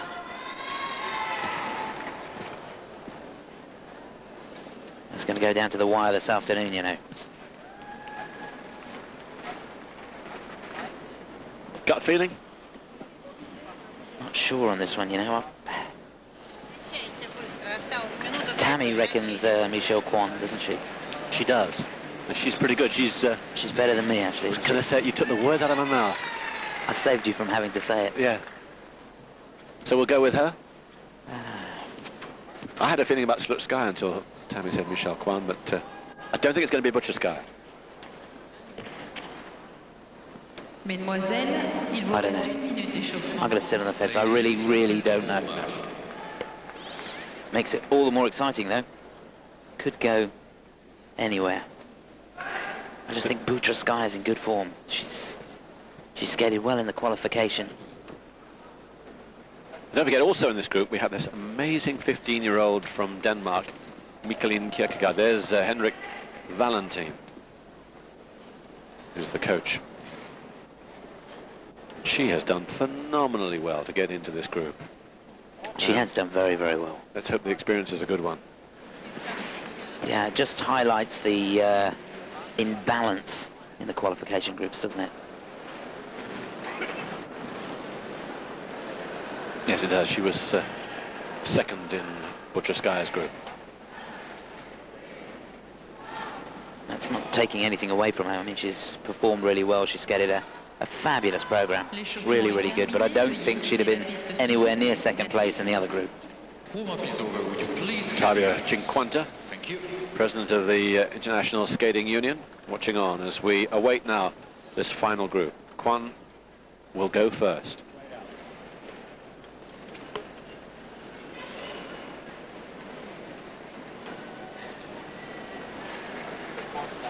She's 19 years of age, is Michelle, and in the last 4 years has never been out of the top 2 in World Championships. An incredibly consistent record. Champion in 96, champion in 98, runner-up last year, but she's been in very good shape. And Tammy Sear rates her as the favourite as we go into this short program. Skating to Lennon McCartney's A Day in the Life. It's Michelle Kwan.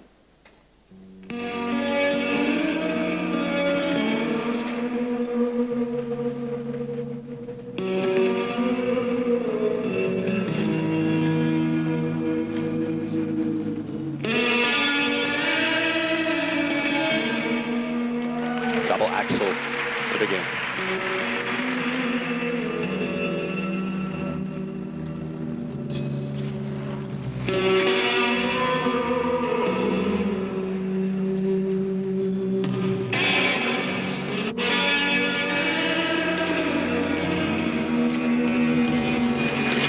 Triple Lutz, double toe loop.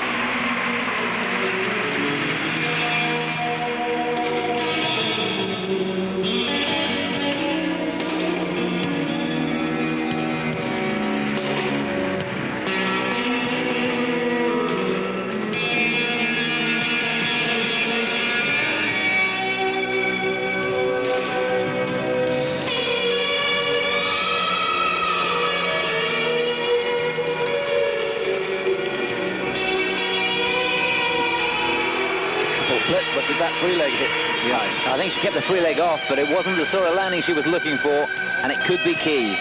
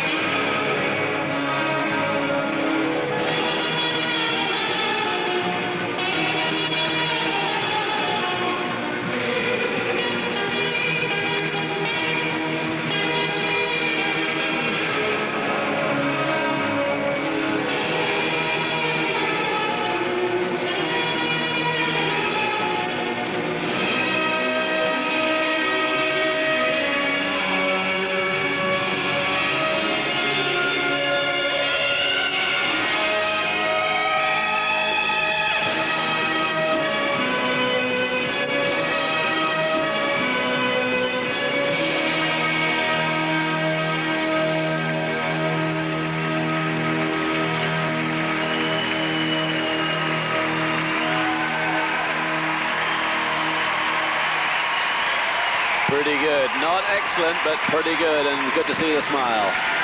But it's typical, though. She enrolled at the University of California, UCLA, as a freshman in the fall last year. A full-time student, just like any other student, even though she's a millionairess, Michelle Kwan. She also lives in a dormitory, has a roommate, and wanted to live the usual student life. It's typical of her. She's a terrific girl. Well, fantastic start to this short program. What a great choice of music, wasn't it? Not sure. Oh, I loved it. Did you? Yeah. Not for you? No, I thought she interpreted it fine. I thought it was a strange choice. I loved it. There's a double axel, and she has just the best landing position. This was a great start. Combination, triple Lutz, bit of a change of edge on the way in. See, she doesn't get a lot of height. But boy, does she get a soft landing. There's a double toe. Hardly off the floor, is it really? Good layback spin. But everything she does, she makes look so easy. Wonderfully graceful. Here's the flip. Now watch that free leg. I'm sure it stays off. Yes, it does. But it could be crucial, that. Why? Well, it wasn't a strong running edge. If it comes down to the wire and the judges have got to decide between the two performances, and say, for instance, Butyrskaya does everything really, really cleanly, that may be what tips the scales. Look at the way that Slutskaya is skating at the moment. So strong. I just can't envisage her making a mistake. It used to be like that with Kwan, didn't it? Yeah. But that sort of vulnerability has gone to a certain extent. But let's see what she's got in store for us this year. Not sensational marks, but they are the best so far. 5-4 up to 5-7. Remember that there are 5 more to go. So the judges got to be a little bit careful. I think 5-4 is a little tough. But the second mark should be very high. She is such a graceful skater. Oh, yes. Well, the Hungarian has her in third place, but the rest have her first, which I think everybody else here does. So Michelle Kwan then goes into the lead by some way. Gusmeroli second, Yagudin third. But it's the American on top right now. I mean, I thought you did a good job. I mean, nothing to shame of it. Weren't you pleased with it? Yeah.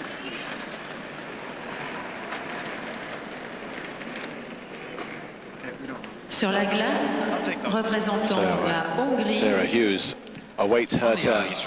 And on the ice right now is another from Hungary. They have riches galore in ladies figure skating, and here's the young lady who qualified in 3rd place, 18 years of age. She was 6th in the Europeans, but 19th her best so far in Worlds. Júlia Sebestyén.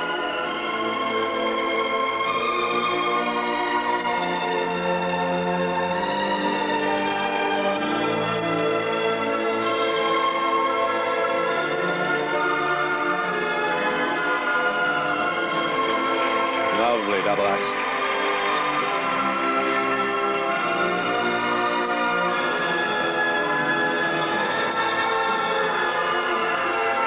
Now for a combination. Very good too. Triple Lutz, double Tolu. Oh, she's got super elevation on that Lutz.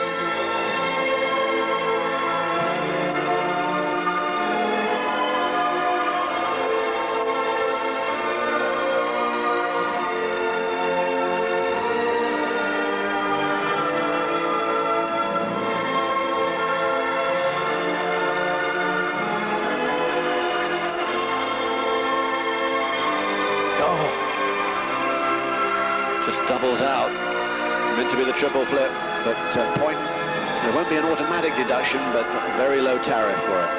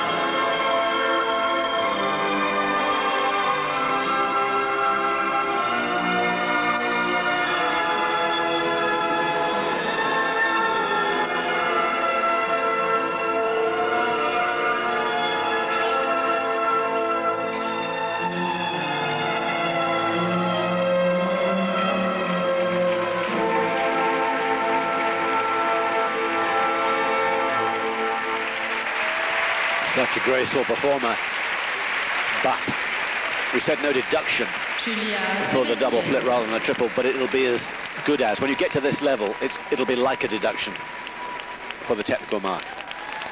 Yeah, the difficulty not there. Such a pity, because the first element, the combination, was awesome. The height on that triple Lutz, the first part of the combination was brilliant. Here's the double axel. She nailed that. Spotted the landing really well. And here's the Lutz. Just look at the height of this. Keeps the outside edge perfectly. Look at it.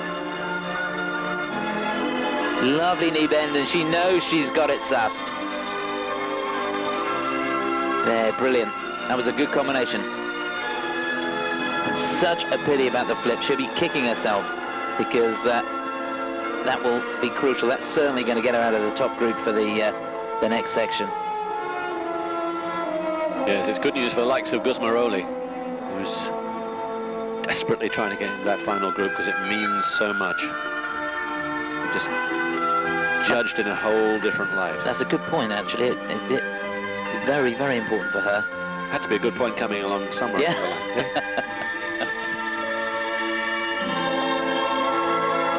Yeah, she'll be kicking herself. Silly mistake. Another skater that's been very consistent all week. And she was outstanding in the qualifications. Good spins. Judges taking their time, because now it gets pretty difficult. Going to make a comeback in your prediction, where she's going to be in the short? Note pour. 5th, 6th? Box 4. Probably around there, yeah. Júlia Sebestyén. Don't have to agree with me. No, I think about 6th place on the short. Box for Yeah. required elements. Yeah, she'll be better than that overall, because she qualified in a high place. Well, they've done her a favour. She's going to qualify in 4th place at the moment in the short. 4.7 from the Italian. But you can see a couple of the marks in the low 5s. It'll be a lot better for presentation. 5-2, 5-2, 5-2. Perhaps a little lucky. I'd say very lucky. Marks representation. The Italian has her down in 11th place. 5-1. But 5th and 6th is what we reckon, but 5-3. 3rd from the Romanian judge. 5-0, 5-1, 5-4. It's 2nd place. She's got off lightly, Júlia, and she could well hit that final group.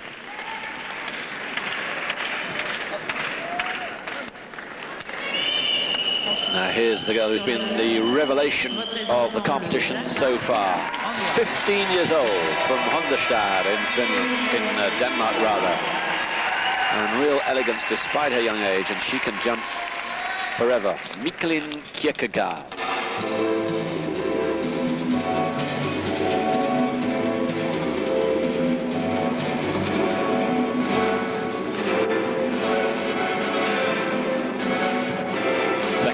Was her qualification.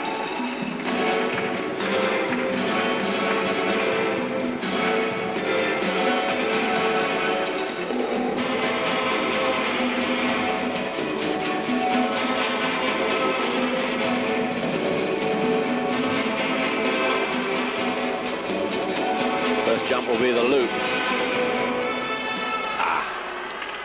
She is fallible.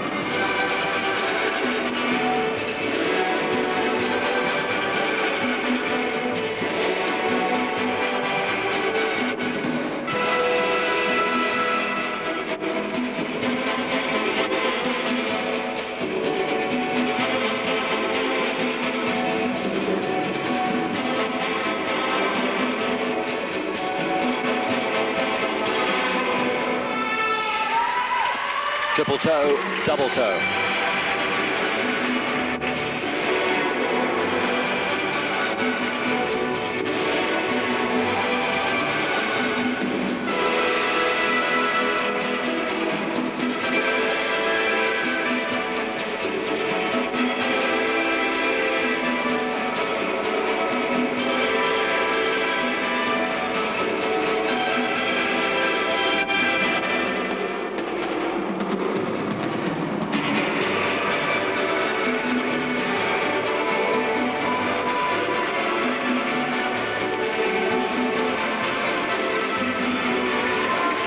Much higher than a double axel, but I think she landed it okay.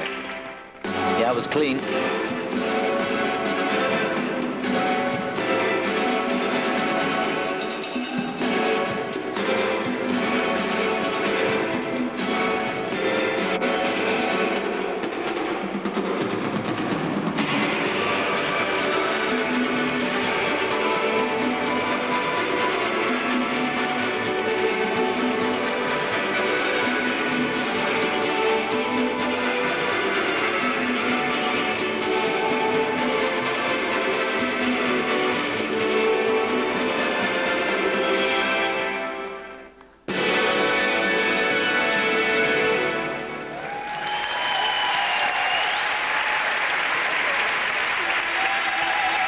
Well, it's the first sign of fallibility that we've seen from her, but very understandable. In the final group, just a chance of a medal beckoning at World Championships at the age of 15, but she looks a little shocked, as if the experience has been a difficult one. Yes, see a very different expression now from the one we saw yesterday.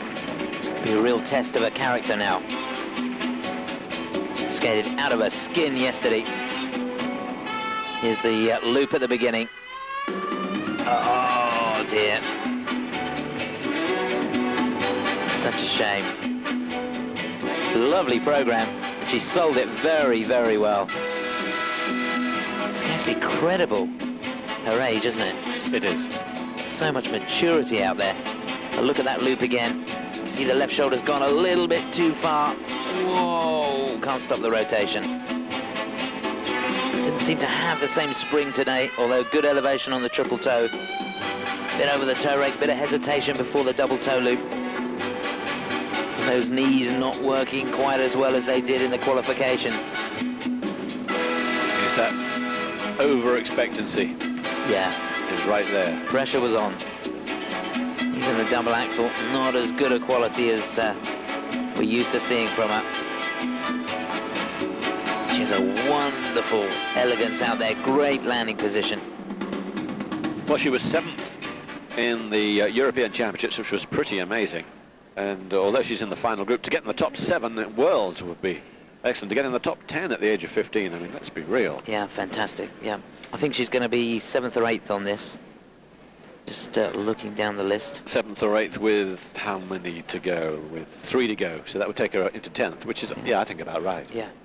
I'm saying 7th or 8th on the short. Yeah. So a bit higher than that overall. She's going to drop, and I think she's going to drop out of the top group. Yes, more than likely.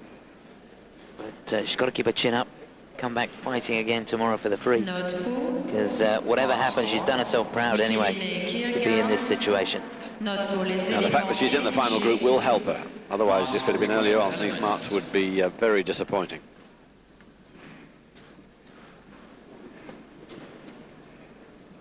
Judges making her wait. Anxious moments for her.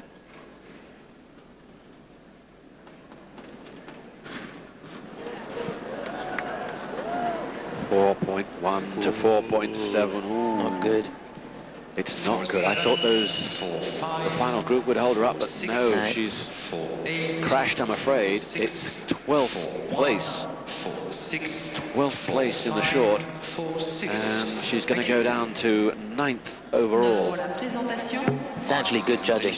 Yeah, it is. Yes, we were saying it was only because she was in the final group was going to hold her up. No, the judges have said that's what it's worth. And we've got no qualms with that. It's good judging. 7th from the Dutch judge down to 14th.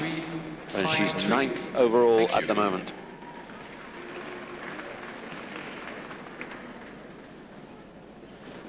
Now, she hasn't won Worlds before, but she is a strong favourite to win this year, even though Michelle Kwan's in the field. 3 times a European champion, including in Vienna just a few weeks ago. Bronze in the Worlds in 96, silver in 98.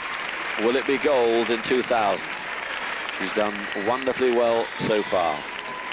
The music, Appassionata. And here's the 21-year-old from Moscow, Irina Slutskaya.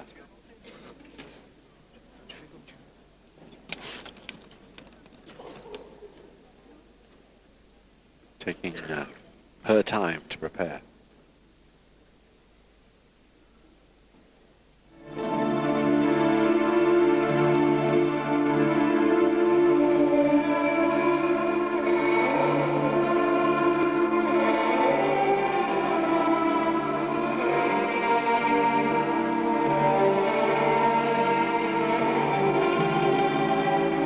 Jump will be a combination, and she's done a variety of these combinations in practice.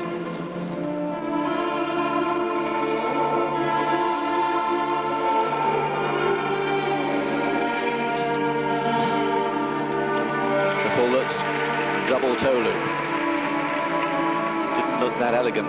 She has done double loop at the end. Double axel there, clean as a whistle.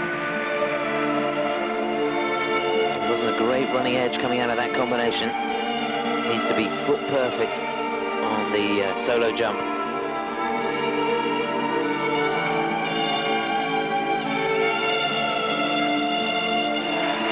Triple flip.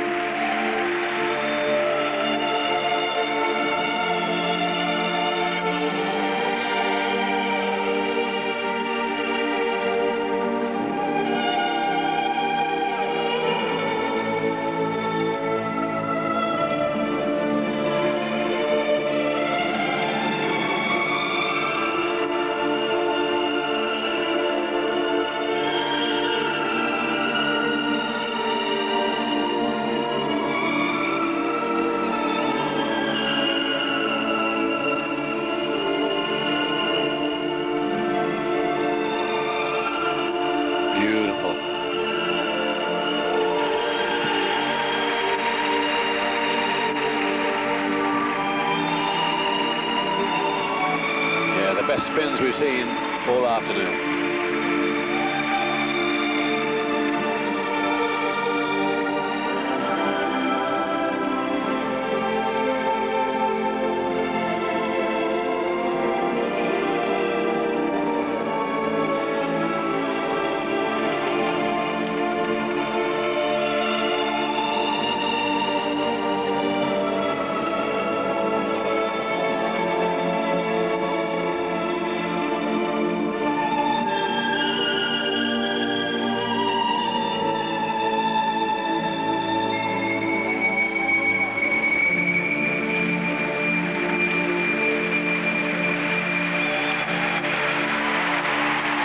Gorgeous.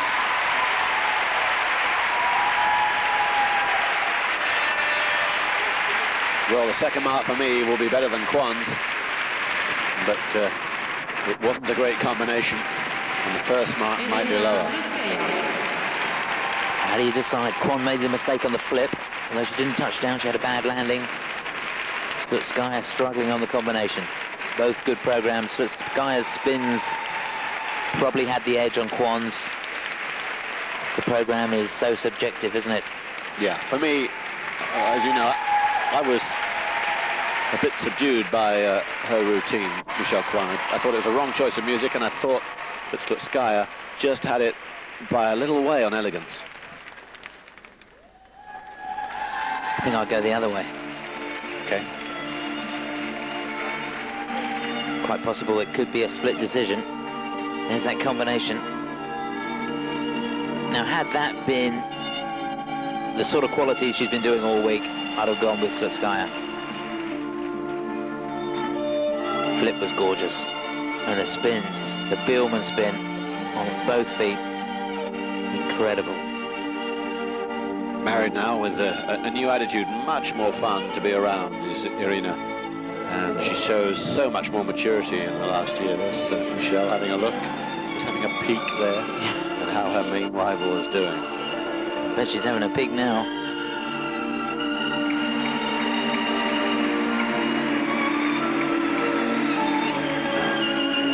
The marks being shown out on the arena already, and they are good for the elements. Very good, in fact, better than Kwan's. 5-4 from the Croatian.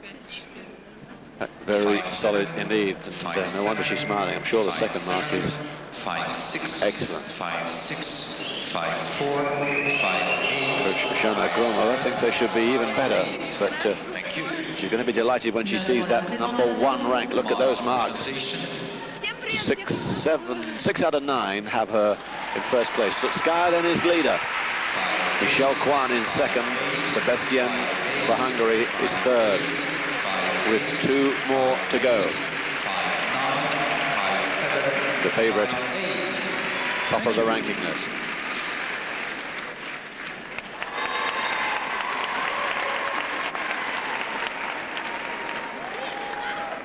So, 1 more from America, 1 more from Russia. It's a head-to-head, Russia and America this afternoon. Here's the 14-year-old from Great Neck, New York, qualified in 3rd place. Her music, Serenade for Clara. It's Sarah Hughes.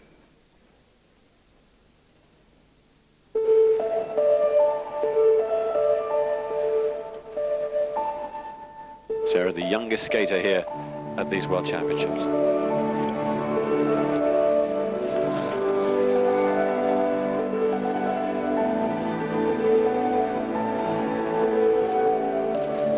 Good start, double Axel.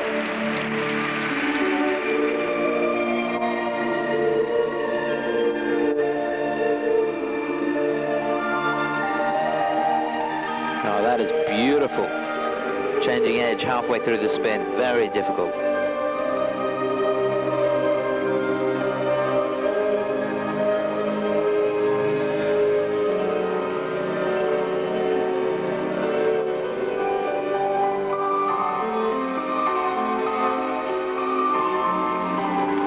Triple Lutz, double toe loop.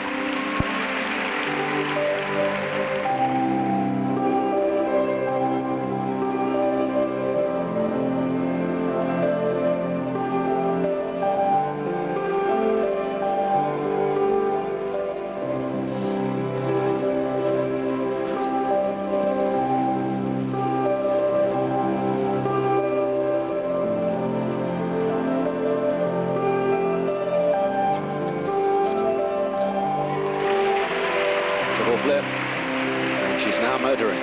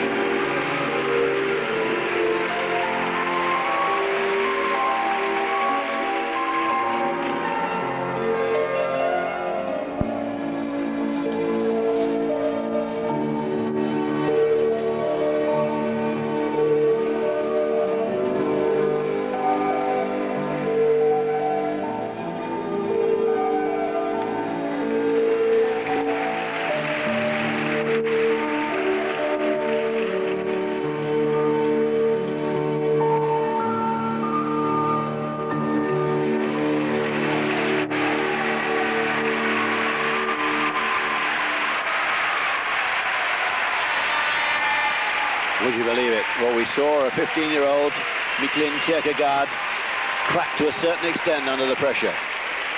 And Sarah Hughes has shown true American grit here this afternoon, and she is going to be in the final group. She's going to be right up there. That was magnificent. Sarah Hughes. Wow. Would you believe it? I think there's two key points on that program. One, the circular step sequence. For me, there wasn't a lot of footwork in it. And the pattern of the spirals were gorgeous, but she chose to do them in a circle and didn't complete the circle. That was very evident from where we're sat. Now maybe that won't be so evident from where the judges are sat. Yes, we're right down the end of the ring. Judges, of course, have a side-on view. Good combination. What a talent she is. She's got the strength. Does cheat the beginning of the jump a little bit. You can see that she's almost forwards, but by the time she's taken off.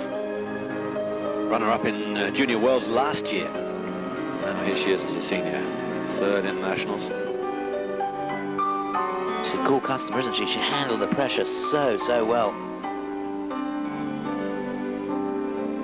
Oh, there's a quandary for the judges. Skating the program with just incredible maturity. Third or fourth? Gusmeroli's third at the moment on the short. I don't think it was better than Gusmeroli's, for the two reasons that I gave. Yes. But it's in the last group. She may get the edge. I think I'd have a fourth. She may end up third. Yeah. Absolutely with you. Robin Fagner, coach. And, well done to her. Sure. She deserves quite a bit of the credit for getting Sarah ready in such a good frame of mind. That's the amazing thing, isn't it? That she got out there, handled the pressure with the best in the world. She wants to win, and it won't be long before she's at the top, I'm sure. Fantastic. Here we go. 5-0. Whoa. 5-0 up to 5.5, but the important thing is that she's going to be fourth, so we got it right. Gusmeroli third, Sarah Hughes fourth. I think the judges have done a really good job here this afternoon. Sometimes we just ignore it when they do a good job. We seldom ignore it when they do a bad job, but let's hear it from them this afternoon. This is a very good panel of judges. Yeah, it's not easy either. I mean, it's so close. But look at that, that's very, very good judging. Third overall. Yeah, fourth in the short, third overall. Overall, it's Slutskaya leading, Kwan second, Sarah Hughes third. Gusmeroli is third on the short. One to go.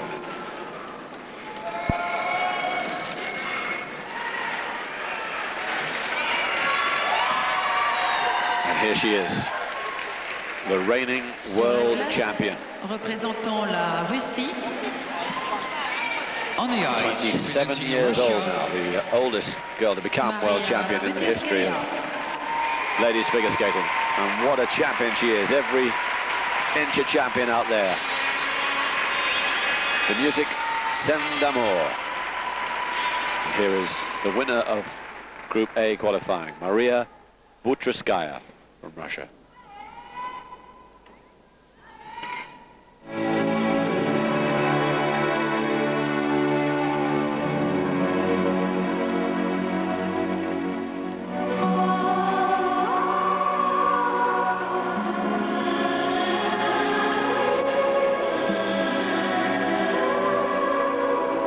Combination. Triple Lutz, triple toe. Just a double, in fact. She was going to go for triple, didn't quite think it was there in the air.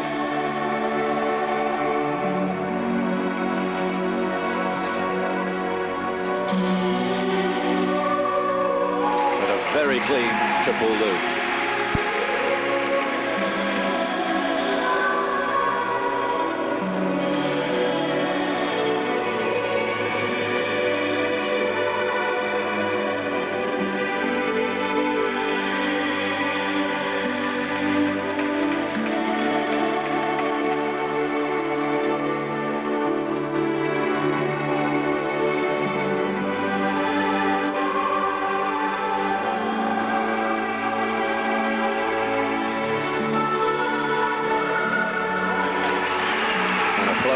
To that double Axel, and now she'll sell the program as only she can.